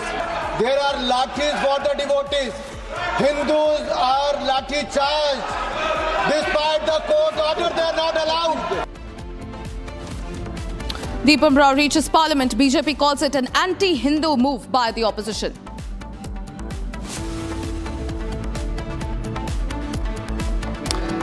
As opposition moves impeachment motion against Justice Swaminathan, 56 judges write a letter backing the Madras High Court judge.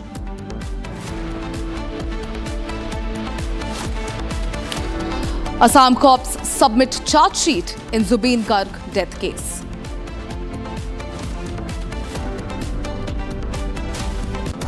MOSMEA says the issue of the detention of the Indian citizen has been taken up strongly with the Chinese side in both New Delhi and Beijing.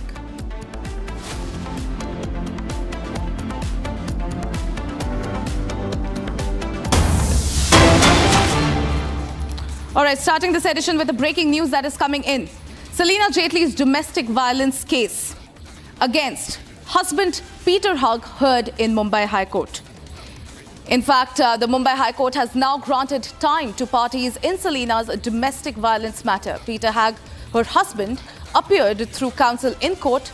The court is now, in fact, seeking income affidavits from both the sides. Case has been adjourned to January 27, 2026 after the first hearing. This is the breaking news that we are tracking, ladies and gentlemen. Selina Jaitley's domestic violence case has been heard in the court. In fact, what we are also coming to know is that the court has now granted time in this particular case. They have said that the case is now slated for January 27, 2026. Selina Jaitley, in fact, came forth with this accusation against her husband, ladies and gentlemen. All right, joining me live is Executive Editor Rhythm Bharadwaj. Rhythm, this is a fresh update that we are tracking. In fact, court has now heard Selina Jaitley's domestic violence case. Tell us more on this.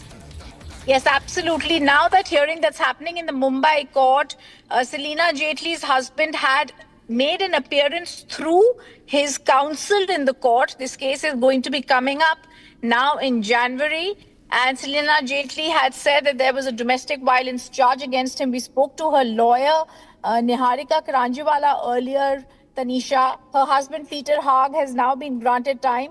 Both the parties have been granted time in this case to file that income affidavits. Both the parties will have to file that income affidavits before the court because she has asked for 50 crores from him. The case is adjourned to 27th January 2026. After the first hearing, this has happened, and all of them, after this happened, their income affidavits has been found for, have been asked for a very critical time. And also remember, this is happening when Pieter Elbers has also initiated divorce proceedings in Austria earlier.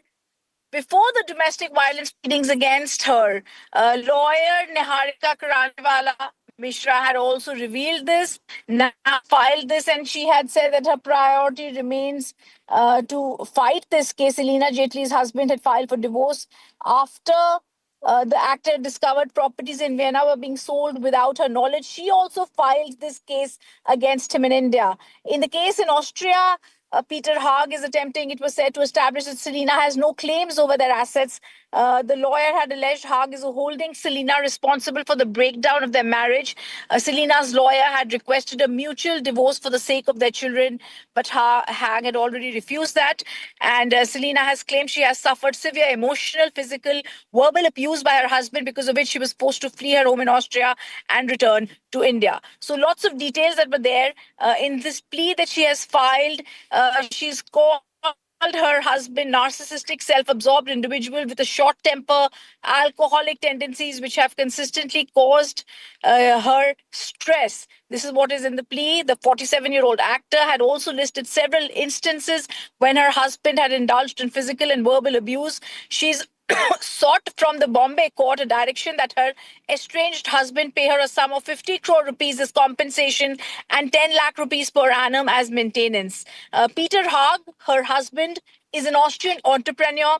He maintains a low profile. He shied away earlier from media attention, and they had earlier, I remember being told by them that they had met in Dubai, tied the knot in 2010.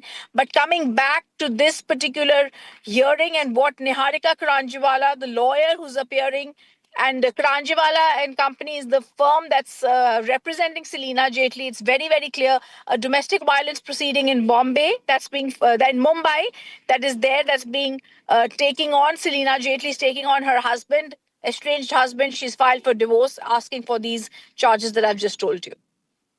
Rhythm, in fact, what we are also coming to know is that the court is seeking an affidavit, an income affidavit from both the sides. If you could tell our viewers who are just tuning in this bulletin, what exactly does the court mean when they say that they are, asking for affidavits from both the sides here? Yes. So the last time when we had an exclusive conversation with Niharika Karanjiwala Antra, she had told us that we are asking for this money because it is Selena's money that had gone into the lavish lifestyle that was being enjoyed. So they only had money that she had put for the last many years. And that's in the court, after hearing through whatever's been stated by Selena Jaitley, has said both the parties are going to file an income affidavit before us, after which we'll see what has to be done. She's also called this a personal crisis in her Instagram post. She sought a compensation after 14 years of marriage of 50 crores from Peter Haag, her husband, and she put in a post on this as well. And when we spoke to her lawyer, she said there was verbal abuse, and that's the reason that they have done this. The actor, she said, had been left alone in the difficult time when she was fighting for the custody of her children. And that's also one of the reasons that she has said that she wants to be away from her estranged husband. Remember earlier, like I said, Antra, Peter Haag had filed for divorce in Austria earlier against her, accusing her of ruining their 15-year marriage. So the couple's marriage has turned into a cross-country dispute with both the sides moving courts into different nations. Thank you, Rhythm, for getting us those updates. Of course, we are very, very closely tracking this story. Ladies and gentlemen, shifting our focus to another breaking news that is coming in. Zubeen Garg's cousin and suspended police officer Sandipan Garg has now been charged with culpable homicide not amounting to murder in the particular SIT charge sheet. In fact, SIT charge sheet, like we broke earlier, had filed a 3,500-page charge sheet. Now, Zubeen Garg's cousin and suspended police officer Sandipan Garg has now been charged with culpable homicide not amounting to murder in the SIT charge sheet. The charge sheet has been filed in the Guwahati court and also names 6 others, including Garg's manager Siddharth Sharma, bandmate Shekhar Jyoti Goswami, singer Amrit Prabha Mahanta and festival organizer Shyam Kanu Mahanta.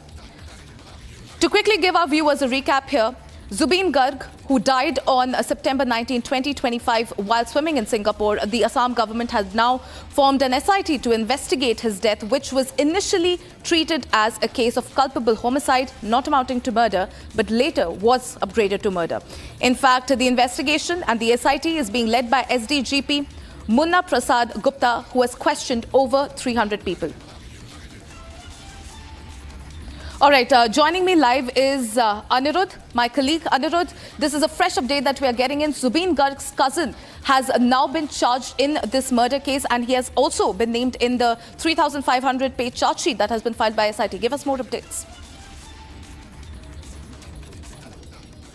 Yes, Sandeepan Garg, Zubin Garg's cousin, has been searched with culpable homicide under section 105 of the BNS, and it may be mentioned that earlier he was suspended from service and thereafter he was also arrested, and today in the charge sheet that has been filed by the SIT in the CJM code, Sandeepan Garg has been searched with culpable homicide not amounting to murder, whereas the other people's, the main accused as far as this entire case is concerned, Syamkanu Mohanta, the organizer of the Northeast Festival, Siddharth Sharma, who was Zubin Garg's manager, Amrit Prabha Mahanta, co-singer of Zubin Garg, and Zubin Garg's musician, Shekhar Goswami, they have been searched with section 103 as well as 106 of the BNS.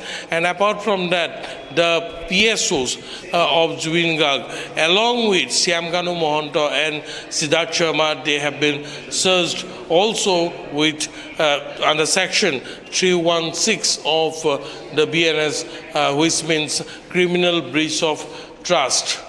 Yes, Ranga.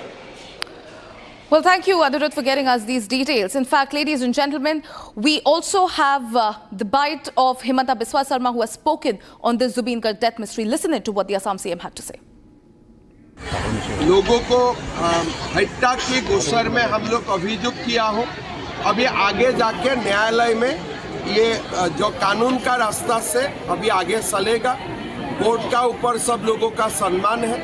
Court जो भी करे हम लोग court का ऊपर हमेशा आस्था रखूंगा। Sir, Arunachal में मंत्री बिमल बोरा जी स्पॉट में है तो उनको आने दीजिए, लेकिन बहुत ही दुखद घटना है, हम लोग सबको मालूम है।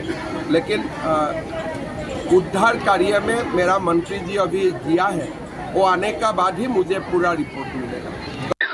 अरुणाचल का जो घटना हुआ है, मेरा मंत्री बिमल बोरा जी स्पॉट में है तो उनको आने दीजिए, लेकिन बहुत ही दुखद घटना है, हम लोग सबको मालूम है। लेकिन उद्धार कार्य में मेरा मंत्री जी अभी गया है, वो आने का बाद ही मुझे पूरा रिपोर्ट मिलेगा। धन्यवाद। SIT का चार्जशीट हो गया है। लोगों को हत्या की गुस्सर में हम लोग अभियुक्त किया हो, अभी आगे जाके न्यायालय में ये जो कानून का रास्ता से अभी आगे चलेगा। कोर्ट का ऊपर सब लोगों का सम्मान है। कोर्ट जो भी करे हम लोग कोर्ट का ऊपर हमेशा आस्था रखूंगा। लोगों को हत्या की गुस्सर में हम लोग अभियुक्त किया हो, अभी आगे जाके न्यायालय में ये जो कानून का रास्ता से अभी आगे चलेगा।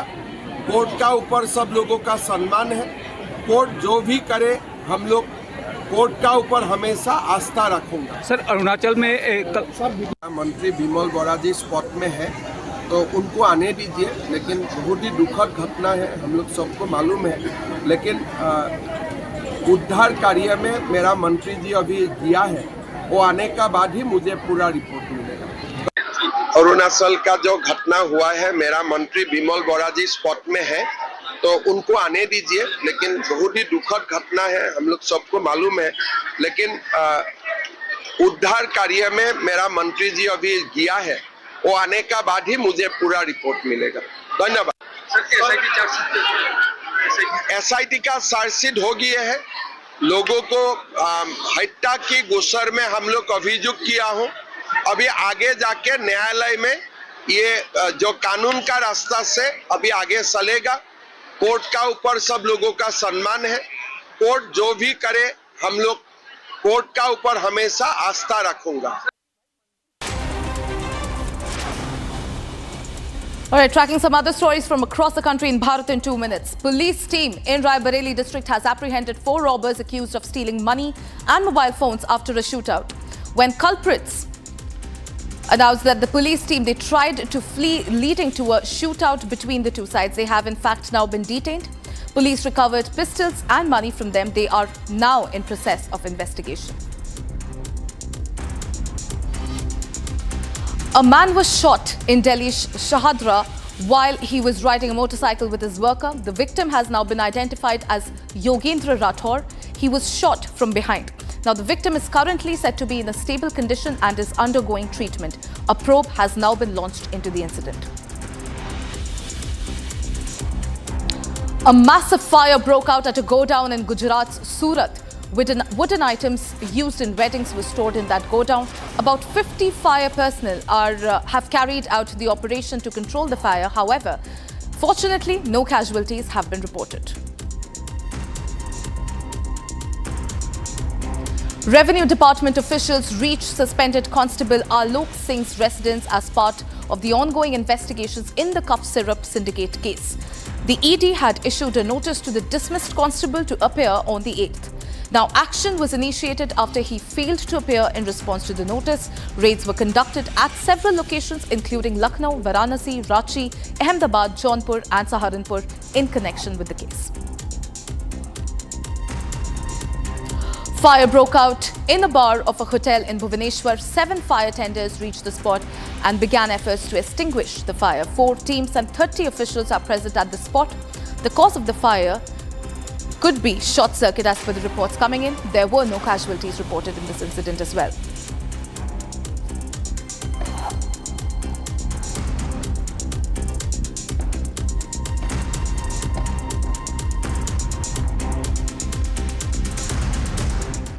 Now, ladies and gentlemen, search operations are continuing for the second consecutive day along the Indo-Pakistan international border in Samba district as forces intensify crackdown on suspected terror routes ahead of the snowfall in the upper reaches. Here's a quick report. Take a look.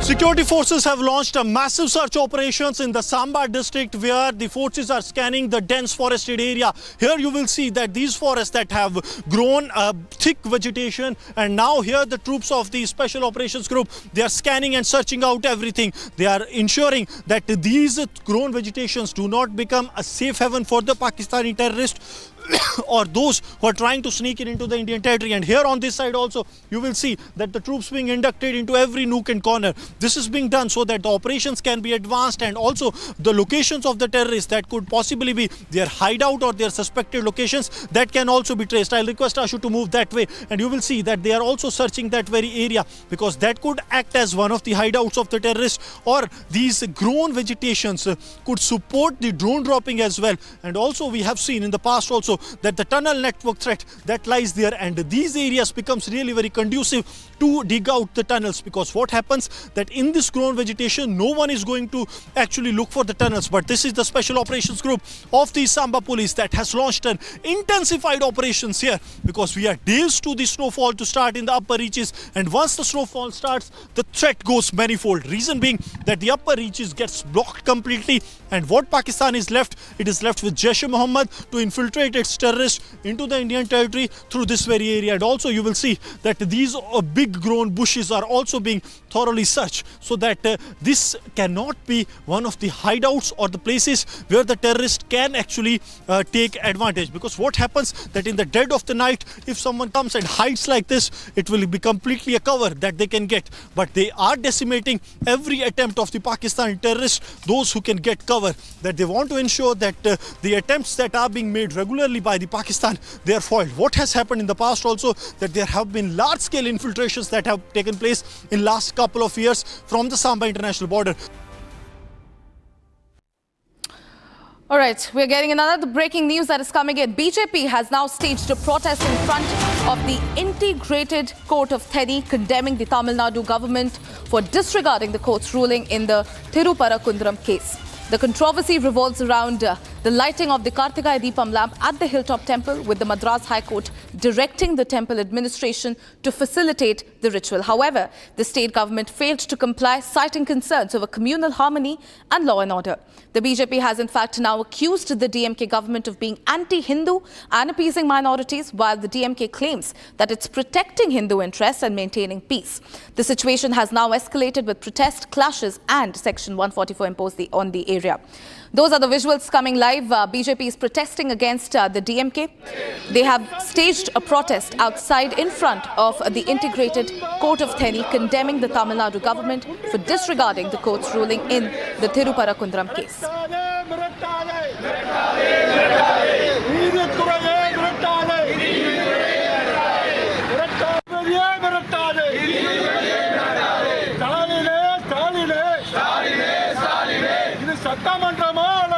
வேண்டாமா?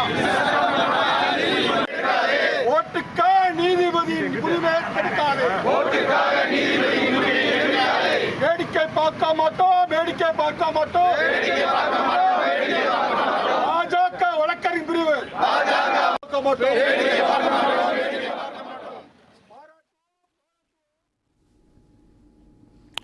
India and the US are progressing steadily in trade talks, focusing on building trust rather than rushing deals. Now, recent high-level visits and discussions highlight their commitment to a balanced economic partnership despite ongoing challenges. Now, US President Donald Trump's criticism of India's rice exports have added on to the tension. But both the sides continue cautious diplomacy. Union Minister Piyush Goyal on Thursday stressed that the trade is about strong relationships aiming for sustainable, long-form cooperation. Here's all that you need to know. Take a look. For the basis of the CEA's comments, I can only say that negotiations are progressing well. In the past, I think 5 rounds have happened. We had very good substantive discussions that a deal is only done when both sides stand to benefit. We should ever negotiate with deadlines or hard stops. I do believe that if they are very happy, they should be signing on the dotted line.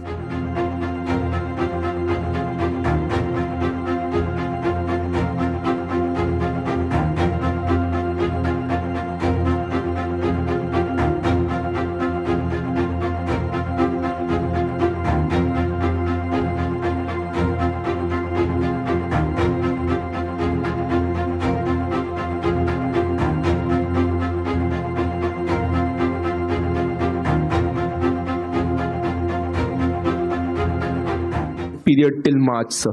I'm not aware of the basis of the CEA's comments. You'll have to probably refer that to the CEA. I can only say that negotiations are progressing well. We've had substantive discussions over several rounds of negotiations. In the past, I think 5 rounds have happened. The current visit is not a negotiating round. Current visit is a new deputy USTR who has joined about 3 months ago. It's his first visit to India. We're getting to know each other. He's at the Commerce Secretary level, Vice Minister, so they're all getting to know each other well. He met me also. We had very good substantive discussions. But I've often said on record that a deal is only done when both sides stand to benefit. And I don't think we should ever negotiate with deadlines or hard stops because you tend to make mistakes then. Just one addition to that question. The US is saying that they've got the best deal yet.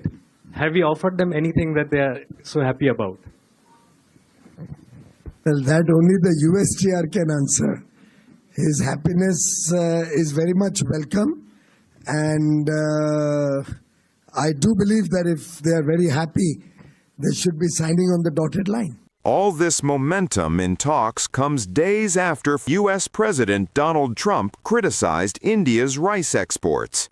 He questioned, why is India allowed to do that, dumping rice into the U.S.? They have to pay tariffs. Do they have an exemption on rice? These remarks have added a new layer of tension to the ongoing trade discussions. That countries are dumping rice into this country today. We've never seen imports this great. Which countries? India, Thailand, even China into Puerto Rico. Puerto Rico used to be one of the largest markets for U.S. rice. We haven't shipped rice into Puerto Rico in years. So this has been happening for years. This didn't start during your administration, but unfortunately, we're seeing it in a much bigger way now. The tariffs are working. But we need to double down because you want more. I mean, well, they're cheating, right? They're not. They're just subsidizing and then. India. Tell me about India. Why is India allowed to do that? They have to pay tariffs. Do they have an exemption on rice? No, sir. We're still working on their trade deal. So yeah, but they should be dumping. I mean, I heard that from others. So you can't do that.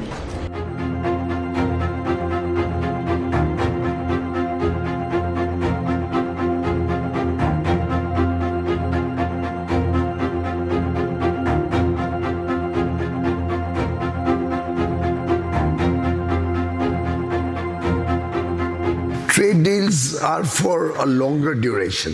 trade deals are not only about tariffs, it's not only about access of goods or services, it's also about trust, it's also about relationships. It's a demonstration to businesses that you can work with between both countries and trust businesses to prosper, businesses to be protected, businesses to get opportunities and a fair deal in the rule of law in democracies that we all work in. So I think trade deals in a longer context have far more than just tariffs. As India and the U.S. navigate their trade relations, the road ahead remains risky but full of potential. Recently, Prime Minister Modi spoke with President Trump, signaling ongoing high-level interest in strengthening ties.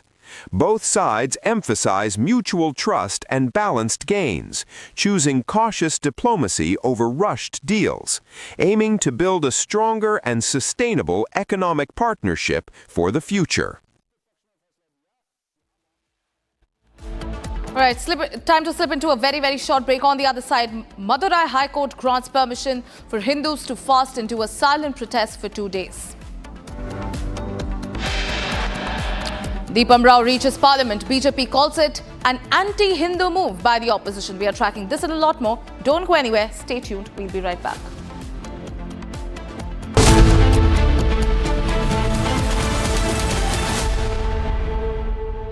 ये है secret recipe MDH का जीरा SIP जल जीरा मसाला SIP SIP जीरा SIP MDH का जल जीरा सिप MDH का जल जीरा सिप केसरिया से मन जोगी हुआ रे दिल झूमे देखो मतवारा हुआ रे केसरिया से मन जोगी हुआ हर पल मनाओ केसरी त्योहार विमल बोलो जुबान केसरी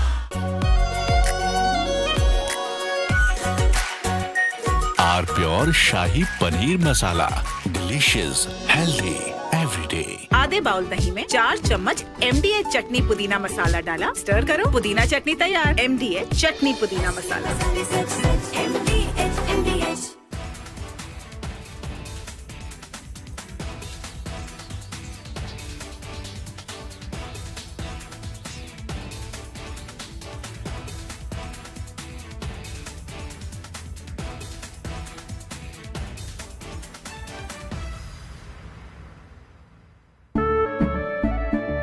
केसरिया से मन जोगी हुआ रे दिल झूमे देखो मतवारा हुआ रे केसरिया से मन जोगी हुआ हर पल मनाओ केसरी त्योहार विमल बोलो जुबान केसरी थोड़े में ज्यादा स्वाद यही तो है इसकी खास बात वाओ मामा क्या स्वाद है अरे मेरे राजा सबका राजा आर प्योर मसाला भाई मेरा बेटी को प्यार चाहिए प्यार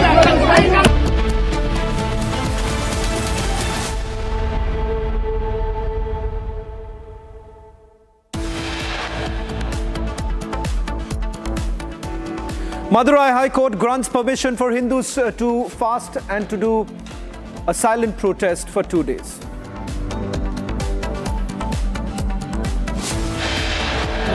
Madurai bench of Madras High Court came down strongly on the Tamil Nadu government, accusing officials of deliberately ignoring its order on lighting the Gardigai Deepam lamp at the Madurais. There are lathis for the devotees. Hindus are lathi charged. Despite the court order, they are not allowed. Deepens Rao reaches Parliament. BJP calls it an anti-Hindu move by the opposition.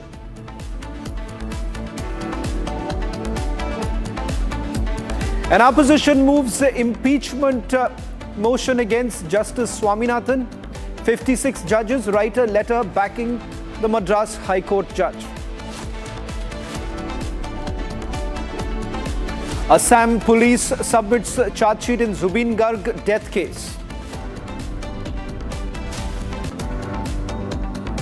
MOS Ministry of External Affairs says issue of the detention of Indian citizen has been taken up strongly with the Chinese side in both New Delhi and Beijing.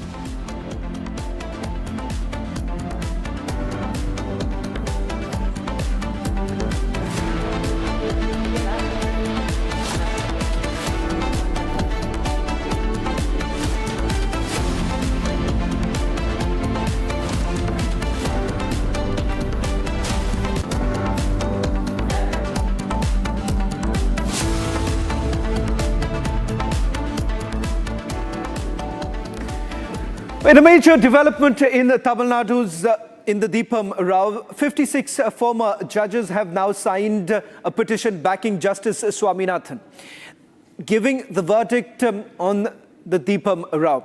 In the petition that has now been signed by the former judges have basically claimed political browbeating. In fact, the same very judge who had passed an order in this entire matter, it seems the India Alliance has now come together for an impeachment motion to be moved against him. In fact, what you see right now, Justice Swaminathan, against whom it seems that there is an entire cartel that is operating, they say that would cut every roots of democracy if you're really basically moving for the impeachment of it. Never before have we really seen this kind of a move that has been made by political parties to impeach a sitting judge here. Government is basically penalizing judges during the emergency, so it brings back those memories. Despite onslaughts, judiciary stood various challenges that they faced. Approach is anti-democratic, anti-constitutional is what the judges had to say. Let me also bring in our legal editor joining us on this broadcast. Rhythm, unprecedented move that was made by the India Alliance trying to impeach a sitting judge. Yes, Shravan, and this is something that is called browbeating and demeaning. It's not the first time that this has been done, but why this is so shocking is this time it's parliamentarians who have done it. No longer are senior advocates only trying to intimidate the judiciary like Justice Dhingra told us a short while ago, but now it's the parliamentarians for their own political motives that have gone and done this. Today, when this has happened, the Supreme Court has also spoken out in other cases where the top court judge, Chief Justice of India, has said he will not be intimidated by such attempts. We're going to break that story shortly. But why this is so important is that a group of Supreme Court former judges and High Court Chief Justices issued a strong statement condemning this attack by Indi bloc opposition leaders trying to make attempts to impeach Justice Swaminathan of the Madras High Court. The first point is on what grounds are they trying to do so? The second ground is it is very clear he was listening to a matter. The statement is looking at emergency and what political overreach happened at that time. It harmed judicial independence. Once again, this is the charge that we are looking at. This is the atmosphere that is trying to be created here, where impeachment is being done to not protect judicial integrity, but only being used as a weapon, as a tool of retaliation. And why this is shocking is this time it's the parliamentarians who also now become hand in glove with others to try and only use this for their own political gains.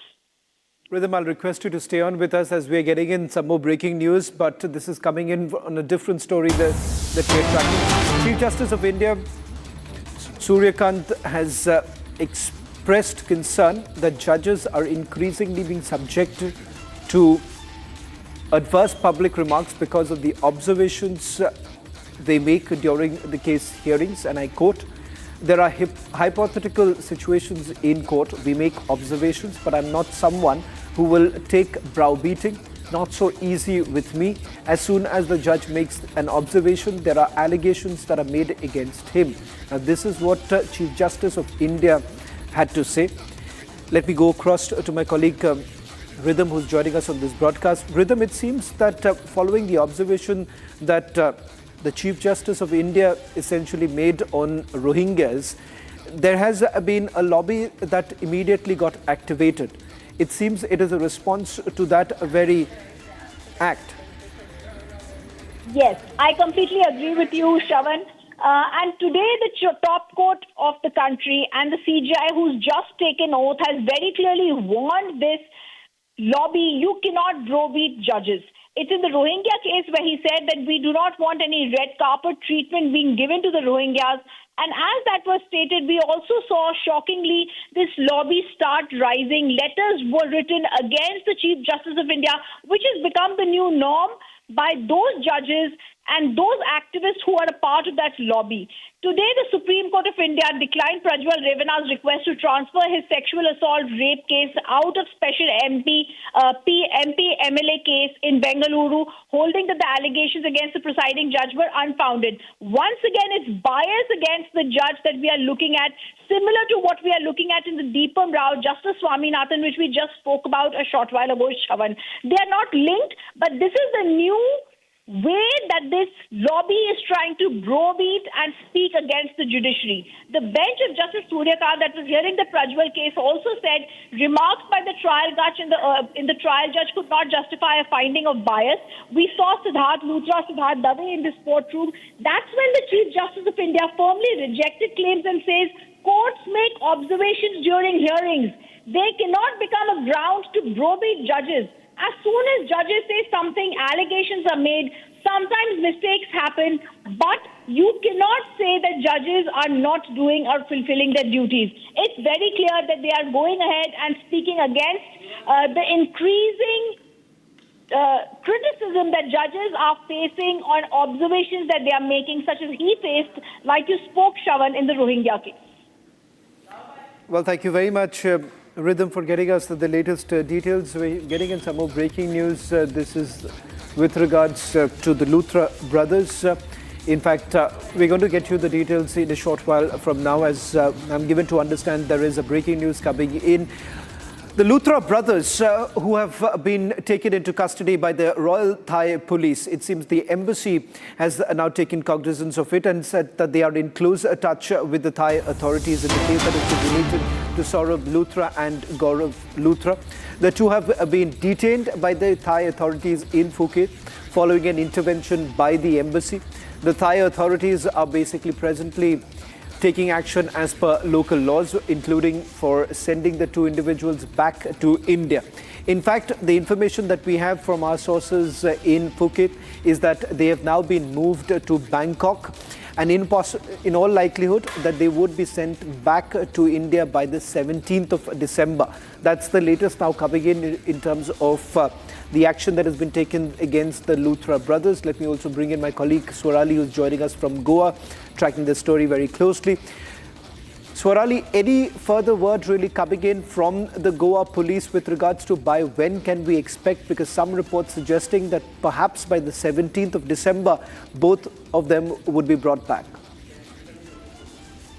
Yes, that's according to the recent reports. We are getting the information that anytime soon Luthra brothers can be brought back soon. We have been constantly tracking this entire story very closely. And according to the sources in Goa, police have informed us it might take some days, but any time soon the procedure can happen, because as we know that they have been brought to Bangkok Immigration Center from the Phuket Immigration Center by a flight in the morning. The alleged perpetrators of Goa fire tragedy, Luthra brothers, who are expected in India anytime soon, because we know that there is a question of two nations. They are supposed to be deported back from Thailand to India, and hence this is a time that is to be followed for basic norms and procedures that takes place, the deportation. But anytime soon we can hear a major update in this case, as in the exact date of when will Luthra brothers, the alleged perpetrators, might be brought back to India. Thank you very much for joining us on this broadcast. Swarali will be tracking the story very closely as more developments expected to take place later in the day.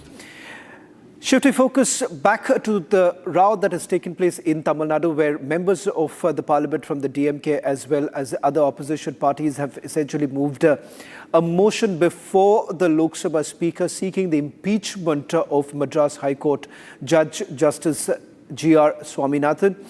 This was moved on 9th of December, where the motion has been moved seeking removal of Justice Swaminathan under Article 217, read with 124 of the Constitution. Now, the signatories include DMK leaders T.R. Balu as well as A. Raja, Kanimori and others.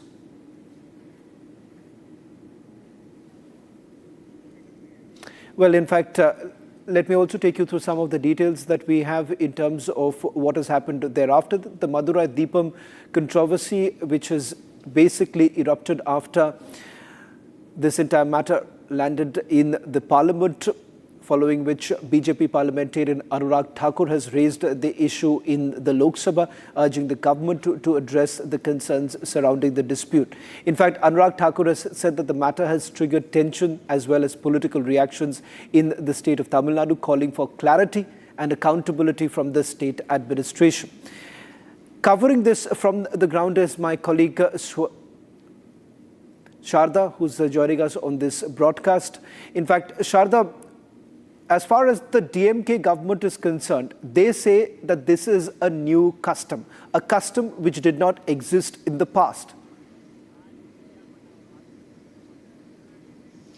Shivan, the government lawyer has been pointing out that this is not a customary practice that the Hindu tradition had followed, and pointed out that the lamp in the last 80 years was not lit on the top of the hill on the Deepatun, and also claimed that the Deepatun was not exactly built for that purpose, but says it was a land survey built in the 1924 when the British had done the ground survey for the Tiruparakunram hill to mark the boundaries, whereas the petitioners point out that in the 1994 law, the Supreme Court judgment that had given in the temple administration form that was submitted said that the part of the hill belongs to the temple, including, and called it the Deepatun and not just a stone pillar built for survey. And this is what the Hindu group petitioners who has been fighting for this particular case has been continuously telling to the Madras High Court of the Madurai bench, also pointing out that it is not a practice done in the past, but it was done before the World War, and only during the World War it was stopped after the British era, and following which in the last 14 years is when in the mid of the hill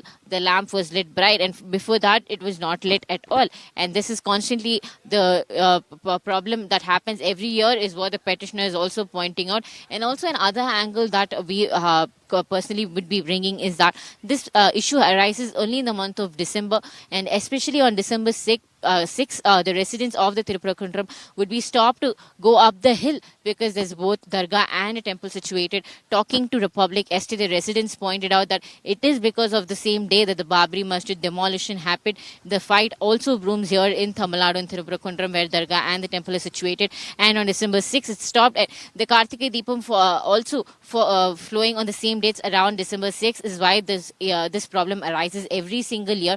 And this is the first time that a judge has in favor of the Hindus given a statement, and that's the reason now accused তেওঁৰ বিৰুদ্ধে 105 BNS ধাৰা লগোৱা হৈছে। নন্দেশ্বৰ বৰা তেওঁৰ বিৰুদ্ধে ধাৰা লগোৱা হৈছে 61, that is criminal conspiracy read with criminal breach of trust, that is 316 subsection 5, বিত্তীয় লেনদেনৰ খেলিমেলিৰ কাৰণে। ঠিক তেনেদৰে পৰেশ বৈশ্য তেওঁৰ বিৰুদ্ধে ক্ৰিমিনেল কনস্পিৰেচি 61 subsection 2 আৰু 316 subsection 5 criminal breach of trust, এওঁলোকৰ বিৰুদ্ধে এই দুজনৰ বিৰুদ্ধে এইখিনি ধাৰা প্ৰযোজ্য কৰা হৈছে।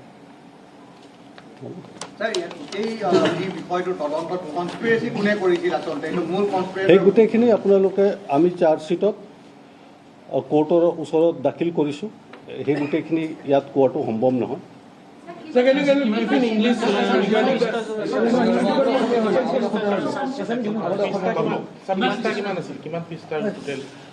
মেইন চাৰ্জশ্বিটটোত প্ৰায় 2500 পৃষ্ঠা আছে, আৰু তাৰ লগত যিখিনি ডকুমেণ্ট সংলগ্ন কৰা হৈছে, ডিজিটেল এভিডেন্স বা বিভিন্ন ধৰণৰ ডকুমেণ্ট, সেইখিনি গোটেইখিনি যোগ কৰি যদি চাওঁ তেতিয়াহ'লে 12000তকৈ অধিক পৃষ্ঠা হ'ব। কেইবাগৰাকী বিষয় আছিল, মূল আয়োগগৰাকী কোন আছিল? আপোনালোকে জানে যে এইটো এটা SIT আছিল, স্পেচিয়েল ইনভেষ্টিগেশ্যন টিম। এটা টিমে তাত কেইবাজনো ইনভেষ্টিগেশ্যন অফিচাৰ আছিল, গতিকে যেতিয়া SIT গঠন কৰা হয় এটা টিম থাকে, টিম অফ ইনভেষ্টিগেটৰ্ছ। ছাৰ, ছিংগাপুৰৰ পৰা বহু তথ্য আপোনালোকে লাভ কৰিছিল, কি তথ্য লাভ কৰিছিল? যিখিনি তথ্য লাভ কৰা হৈছে সেইখিনি আমি চাৰ্জশ্বিটত ইতিমধ্যে কোৰ্টৰ ওচৰত দাখিল কৰিছোঁ। আৰু এটা কেছ আছিল 19/2005, তাত কিমানখিনি আগবাঢ়িছে তেতিয়ালৈকে? 19/2005টো এটা বেলেগ বিষয়ৰ ওপৰত ৰুজু কৰা হৈছিল, সেইটো তদন্ত এতিয়া চলি আছে। ছিংগাপুৰৰ ইয়ট পাৰ্টিত যিসকল আছিল সেইসকলৰ বিৰুদ্ধে মানে যিসকলৰ বিৰুদ্ধে চাৰ্জশ্বিট আছে।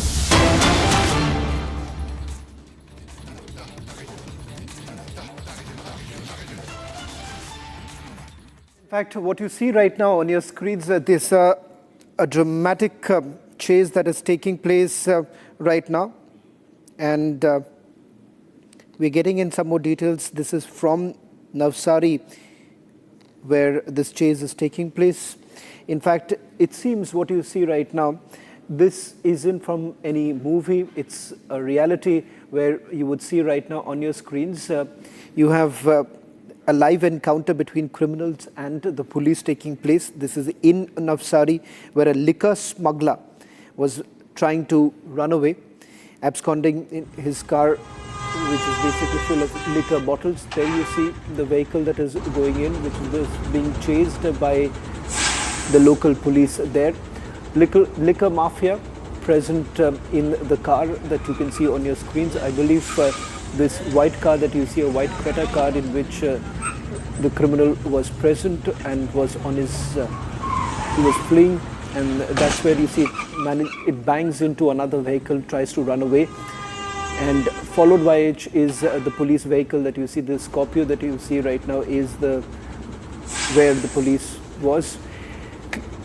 Clearly, in fact, this is a crackdown that has been carried out by the Gujarat police, particularly keeping in mind that Gujarat as a state is a dry state where there have been reports essentially coming in of the illegal sale of liquor. Here in Navsari, it seems that they were able to, following a tip-off that had basically come in of the movement of a liquor mafia.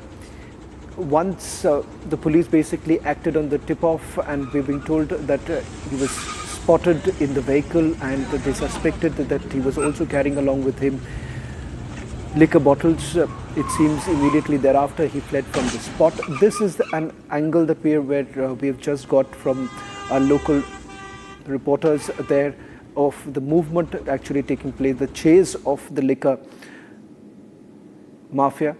And you have the Gujarat police basically moving immediately thereafter. Shifting focus now to the other story that we are getting to you right now. This will also get you more details from Navsari from now. There's been a major infiltration plot along the Indo-Pakistan international border, where the BSF has arrested a suspected terrorist. BSF achieved a major success during a 2-day-long operation. The arrested suspect was planning to facilitate the infiltration of a large Jaish-e-Mohammed group into India. The arrest was made along the international border in the Pragwal sector of Jammu district. Now, there is also suspicion that the arrested suspect was carrying China-made weapon. BSF launched a large-scale search operation in the Pragwal area. We'll try and see if we can go across to a reporter. And there are also some images coming in. Let me bring in my colleague Gursimran, who's joining us on this broadcast. Gursimran, what more details are you picking up? Shravan, right now we are outside the Pragwal police post where this suspected terrorist is being handed over to the Jammu and Kashmir police. I'll request Ashu to first show you the visuals that the senior officials of the border security force, they have arrived here at the police post Pragwal. We have spoken to the senior officials in the BSF and Jammu and Kashmir police, and they have confirmed to us that the arrest of this suspected terrorist has taken place along with the Chinese weapon. I'll request Ashu to show you from this side that the ambulance of the BSF that has been that came along with this suspected terrorist, and now he has been handed over to the Jammu and Kashmir police. I'll request Ashu to keep showing you the visuals that the senior officials of the BSF, they have also arrived. Here you will see the senior officials of the BSF along with the Jammu and Kashmir police. They have also arrived here, and now they are interacting with the formalities are being performed. Because what has happened that what we are being told that there were apprehensions with the agencies that Pakistan is trying to actually push back those terrorists that have gone to Pakistan at a time of 90s, 2000 and 2010 or even 2020. They have been trained there, and now they are being pulled back into the Indian territory. Reason being that Pakistan wants, since they are well aware of the geography of the area, they want more groups to infiltrate with the active guidance of these terrorists. So now you will see that in this ambulance we are told that this suspected terrorist has been brought here in the Pragwal international border, and now the officials, they have been handed now questioning him. First the questioning was was done by Central Intelligence Agencies and the BSF, and now Jammu and Kashmir Police will take custody and also an FIR will be registered. We are told that he is carrying a Chinese-made weapon, though the weapon that he has with him is being said to be AK series, but it was a Chinese-made weapon that has been recovered from his possession. So now more details will be divulged in the later part of the day. That is what we are getting to know. But for now, we can confirm that a suspected terrorist has been arrested, and he was in a bid to sneak in a large group of Jaish-e-Mohammed into the Indian territory. But due to the alertness and the 2-day-long operation that has taken place, this arrest has been made and also the recovery of the weapon. Important to mention that it was last week only, Shravan, that we have seen that there was a statement that was made by the IGBSF Jammu Frontier that the active launch pads that were demolished during Operation Sindoor in the Indian strikes, that were the preemptive strikes also, and the other strikes that were carried out in retaliation to the Pakistani provocation, those launch pads have become active again. A total number was given of 72, 12 along the international border and 60 along the line of control. So it seems that another desperate attempt was being made from across the border, but now that attempt has been foiled, and these visuals that you see are from the Pragwal border outpost, where the officials from the Jammu and Kashmir Police as well as the officials from the Border Security Force, they all are here. Now the handing over of the suspected terrorist to the Jammu and Kashmir Police has been done by the authorities. Yes. One final question before I let you go, Gursimran, with regards to the arrest that was made following a tip-off that was received by the Jammu and Kashmir Police.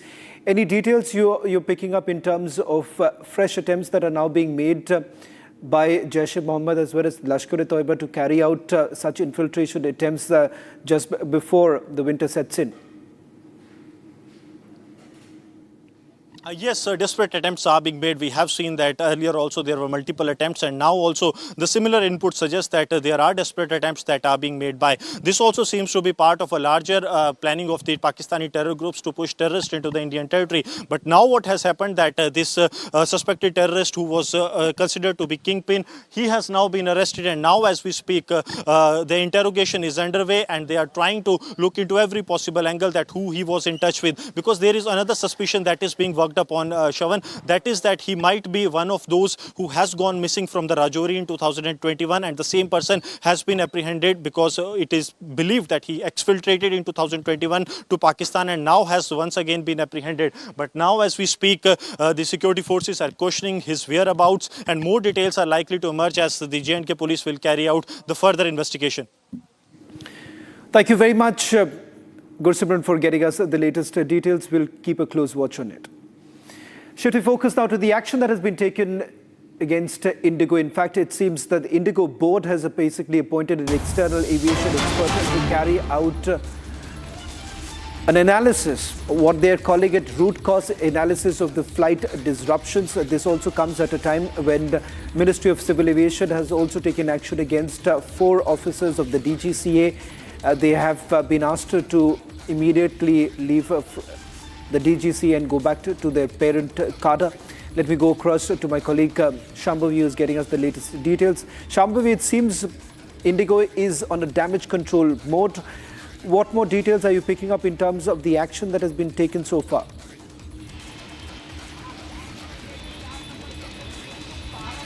There has been 2 things which has been going on parallelly in this story, where once the DGCA has already formed a 4-member panel which will be investigating the root cause of this entire IndiGo crisis in detail. Apart from this, now this is a new update that IndiGo has also appointed an external aviation expert to figure out what was the root cause, although IndiGo has been largely maintaining that the main reason behind this entire IndiGo fiasco was the issue with the rostering system of the company.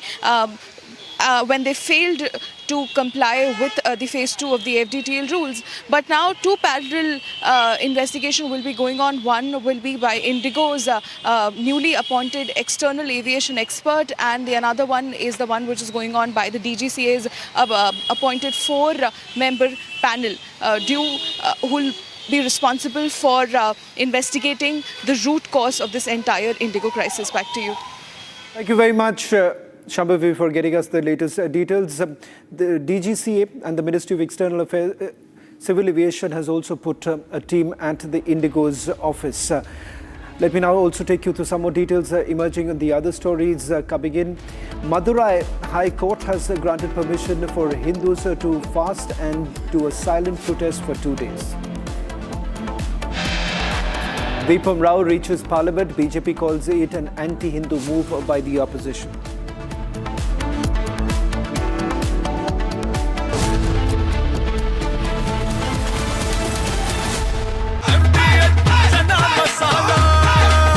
अब छोलिया हो या लोबिया, सफेद चने या काले चने, सब कुछ मजेदार बने।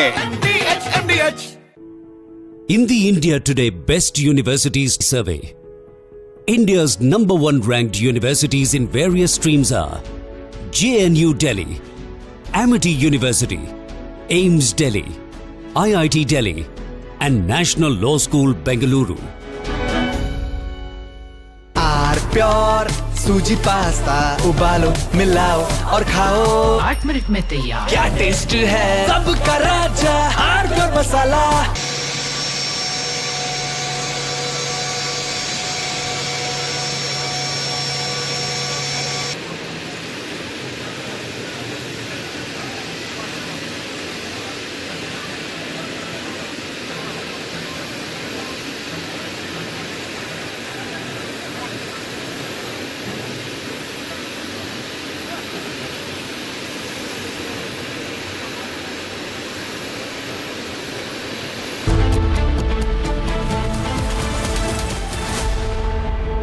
थोड़े में ज्यादा स्वाद यही तो है इसकी खास बात। वाओ मामा क्या स्वाद है। अरे मेरे राजा मसाला। दादी के हाथों का जादू और खुशबू से महकता घर, माँ की मुस्कुराहट और खाने की सुगंध। MDH गरम मसाला, क्योंकि हर रिश्ता है स्वाद से जुड़ा।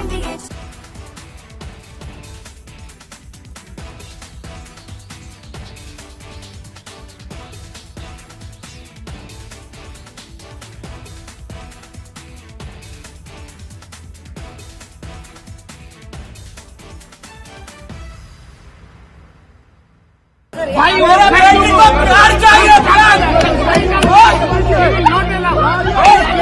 मेरा बेटी का ब्लड आ रहा है, नीचे से ब्लड।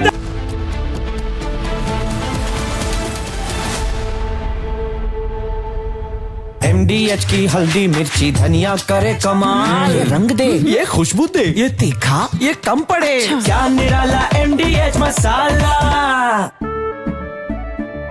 केसरिया से मन जोगी हुआ रे, दिल झूमे देखो मतवारा हुआ रे। केसरिया से मन जोगी हुआ। हर पल मनाओ केसरी त्योहार। विमल, बोलो जुबान Kesari.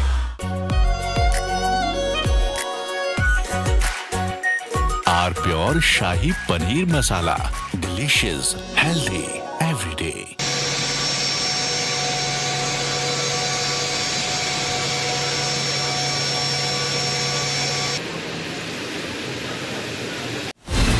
From Asia's largest news headquarters, setting the agenda for Bharat.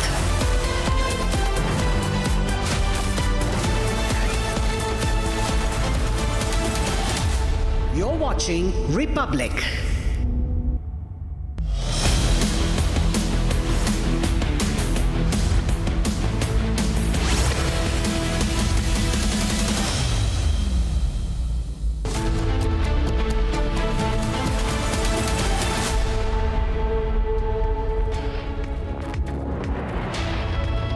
Good evening. Welcome to Republic. I'm Rhythm, and our top focus is going to be on the Deepens Rao and how it's engulfing everybody after that impeachment case and that row that has started. More than 50 members of the judiciary have moved an open letter supporting Justice Swaminathan of the Madras High Court, calling this move by parliamentarians very dangerous because now not only are members of a certain Indi opposition bloc opposing certain judicial members, but this is a direct threat to the independence of the judiciary. If every order that is passed is against them, they will say it's bias. They will say that the judge is motivated, but it's actually them who are motivated, and therefore they're trying to do an impeachment motion against a judge of the Madras High Court. A very dangerous trend that is now coming out in the judiciary and the parliament. First, a look at our top headlines. Madurai High Court grants permission for Hindus to fast and do a silent protest for 2 days.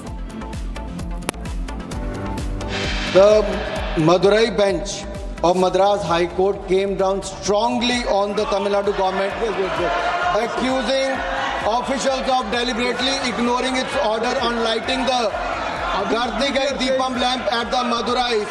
There are lathis for the devotees. Hindus are lathi charged. Despite the court order, they are not allowed. Now the Deepam row reaches Parliament. BJP calls it an anti-Hindu move by opposition.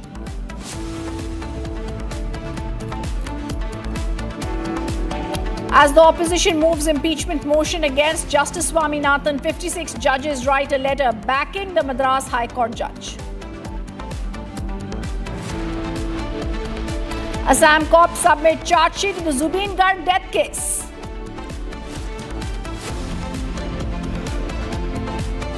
MOSMEA says issues of detention of the Indian citizen has been taken up strongly with the Chinese side in both New Delhi and Beijing.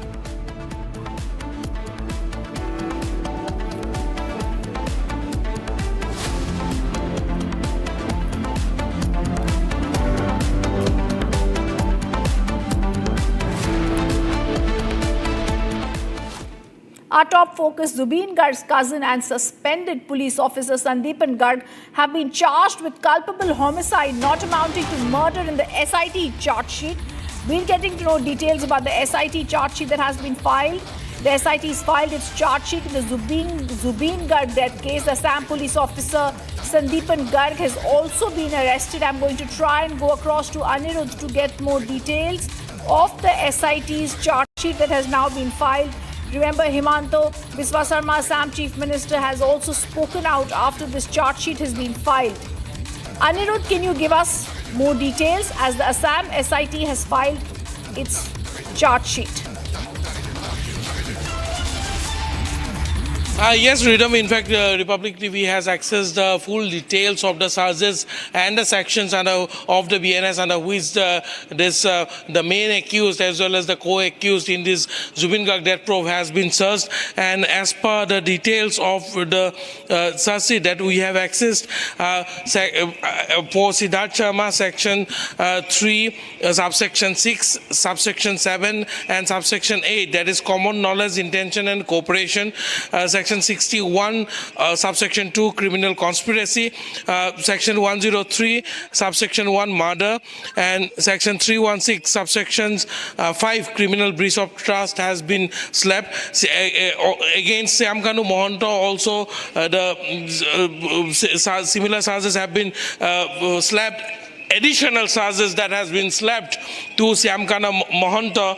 This include section 308 subsection 2 of the BNS, that is extortion, and section 318 subsection 4 of the BNS, that is cheating, and section 238 of the BNS, that is destruction of evidence, has been slapped. Similarly, against Sekharujyoti Goswami also, section 3, subsection 6, 7 and 8 has been slapped. Section 61, subsection 2 and also 103, subsection 1 and criminal breach of trust, that is section 316, subsection 5 has been slapped. Against Amrit Prabha Mahanta, also similar charges have been slapped, along with section 238 of the BNS, that is destruction of evidence. And as you have we're mentioned, getting to know details about sections under which this charge sheet has been filed. The Assam police officer Deepens Garg has also been charged. Let's also take a look and get reactions. The Assam Chief Minister has also spoken on this charge sheet. Listen in. लोगों को हत्या की गुस्सर में हम लोग अभियुक्त किया हो, अभी आगे जाके न्यायालय में ये जो कानून का रास्ता से अभी आगे चलेगा। कोर्ट का ऊपर सब लोगों का सम्मान है। कोर्ट जो भी करे, हम लोग कोर्ट का ऊपर हमेशा आस्था रखें।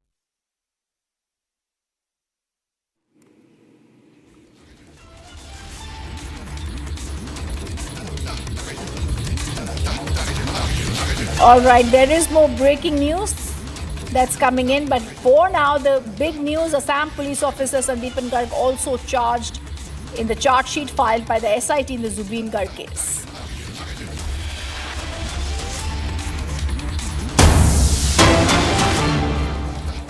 And breaking news coming in: the BMC conducted surprise joint inspection of 4-star hotel in Andheri, Mumbai, following the deadly Goa fire incident.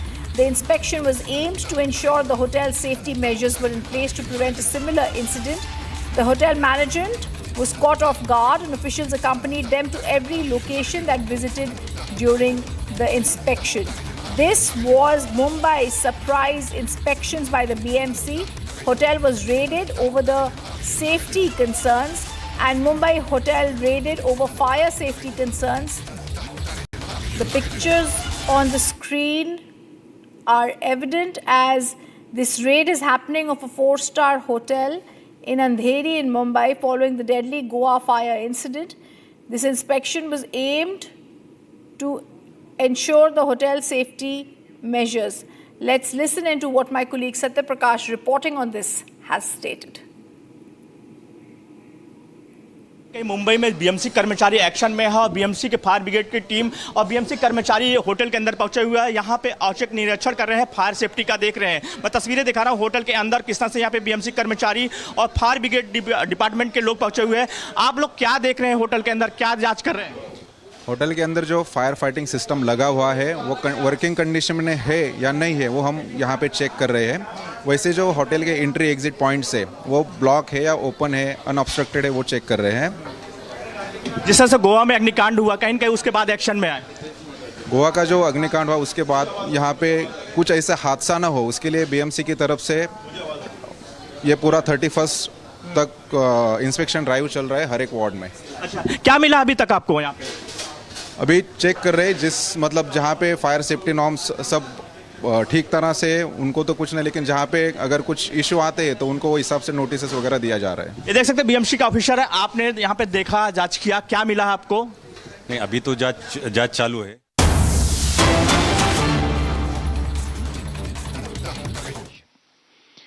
Phase 1 जैसा आपको बताया, फेज 1 में फोकस रहेगा हाउस होल्ड्स के अंदर क्या एमिनिटीज हैं, हाउसिंग कंडीशन कैसी है, कच्चा घर है, पक्का घर है, घर में कितने रूम्स हैं, किस तरह से घर में कोई व्हीकल है, घर में इलेक्ट्रिसिटी कनेक्शन कैसा है, वो सब चीजें फर्स्ट फेज में की जाएगी।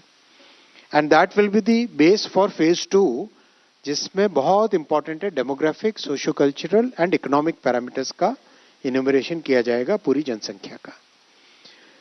As, gender, educational status, religion, mother tongue, कौन सी लैंग्वेजेस बोलते हैं, डिसेबिलिटी है कोई, सोशल स्टेटस क्या है, एंड मोस्ट इंपॉर्टेंटली कास्ट का इन्यूमरेशन भी इसमें सेंसस में होगा। माइग्रेशन हुआ है घर से, फर्टिलिटी, ऑक्यूपेशन, हर चीज का, हर बेसिक पैरामीटर का इसमें इन्यूमरेशन किया जाएगा। ये फरवरी 2027 के हिसाब से किया जाएगा, भारत के कानूनों के हिसाब से, भारत के संविधान की जो व्यवस्था है उसके हिसाब से किया जाएगा। रिविजनल राउंड इसका 1 से 5 मार्च। कभी कोई एरर रह जाता है तो somebody would like to make a case की मेरा गलत मैंने कह दिया था, तो उसका एक रिविजनल राउंड होता है। स्नो बाउंड एरियाज में सितंबर 2026 में फेज 2 किया जाएगा। ये सेंसस अपने आप में एक अनूठा सेंसस होगा। This will be a very unique way of doing census, because देश में इन 11 वर्षों में एक डिजिटल क्रांति आई है। Digital technologies are part of our life today. हर एक व्यक्ति के जीवन में डिजिटल टेक्नोलॉजीज का आज उपयोग है, चाहे पेमेंट हो, चाहे डिजी लॉकर हो, हर तरीके से डिजिटल व्यवस्थाओं का देश में उपयोग हो रहा है। This will become the first ever digital census. First ever digital census में मैसिव एक्सरसाइज की गई है, और सबसे बड़ी बात है कि पर्सनल डेटा प्रोटेक्शन का जो कानून बना है, DPDP, digital personal data protection act, उसके तहत जितने प्रोटेक्शंस और जो राइट्स सिटीजन्स को दी गई है उनका इसमें ध्यान रखा गया है। बहुत इंपॉर्टेंट है ये फैक्टर। उनका ध्यान रख के सेंसस को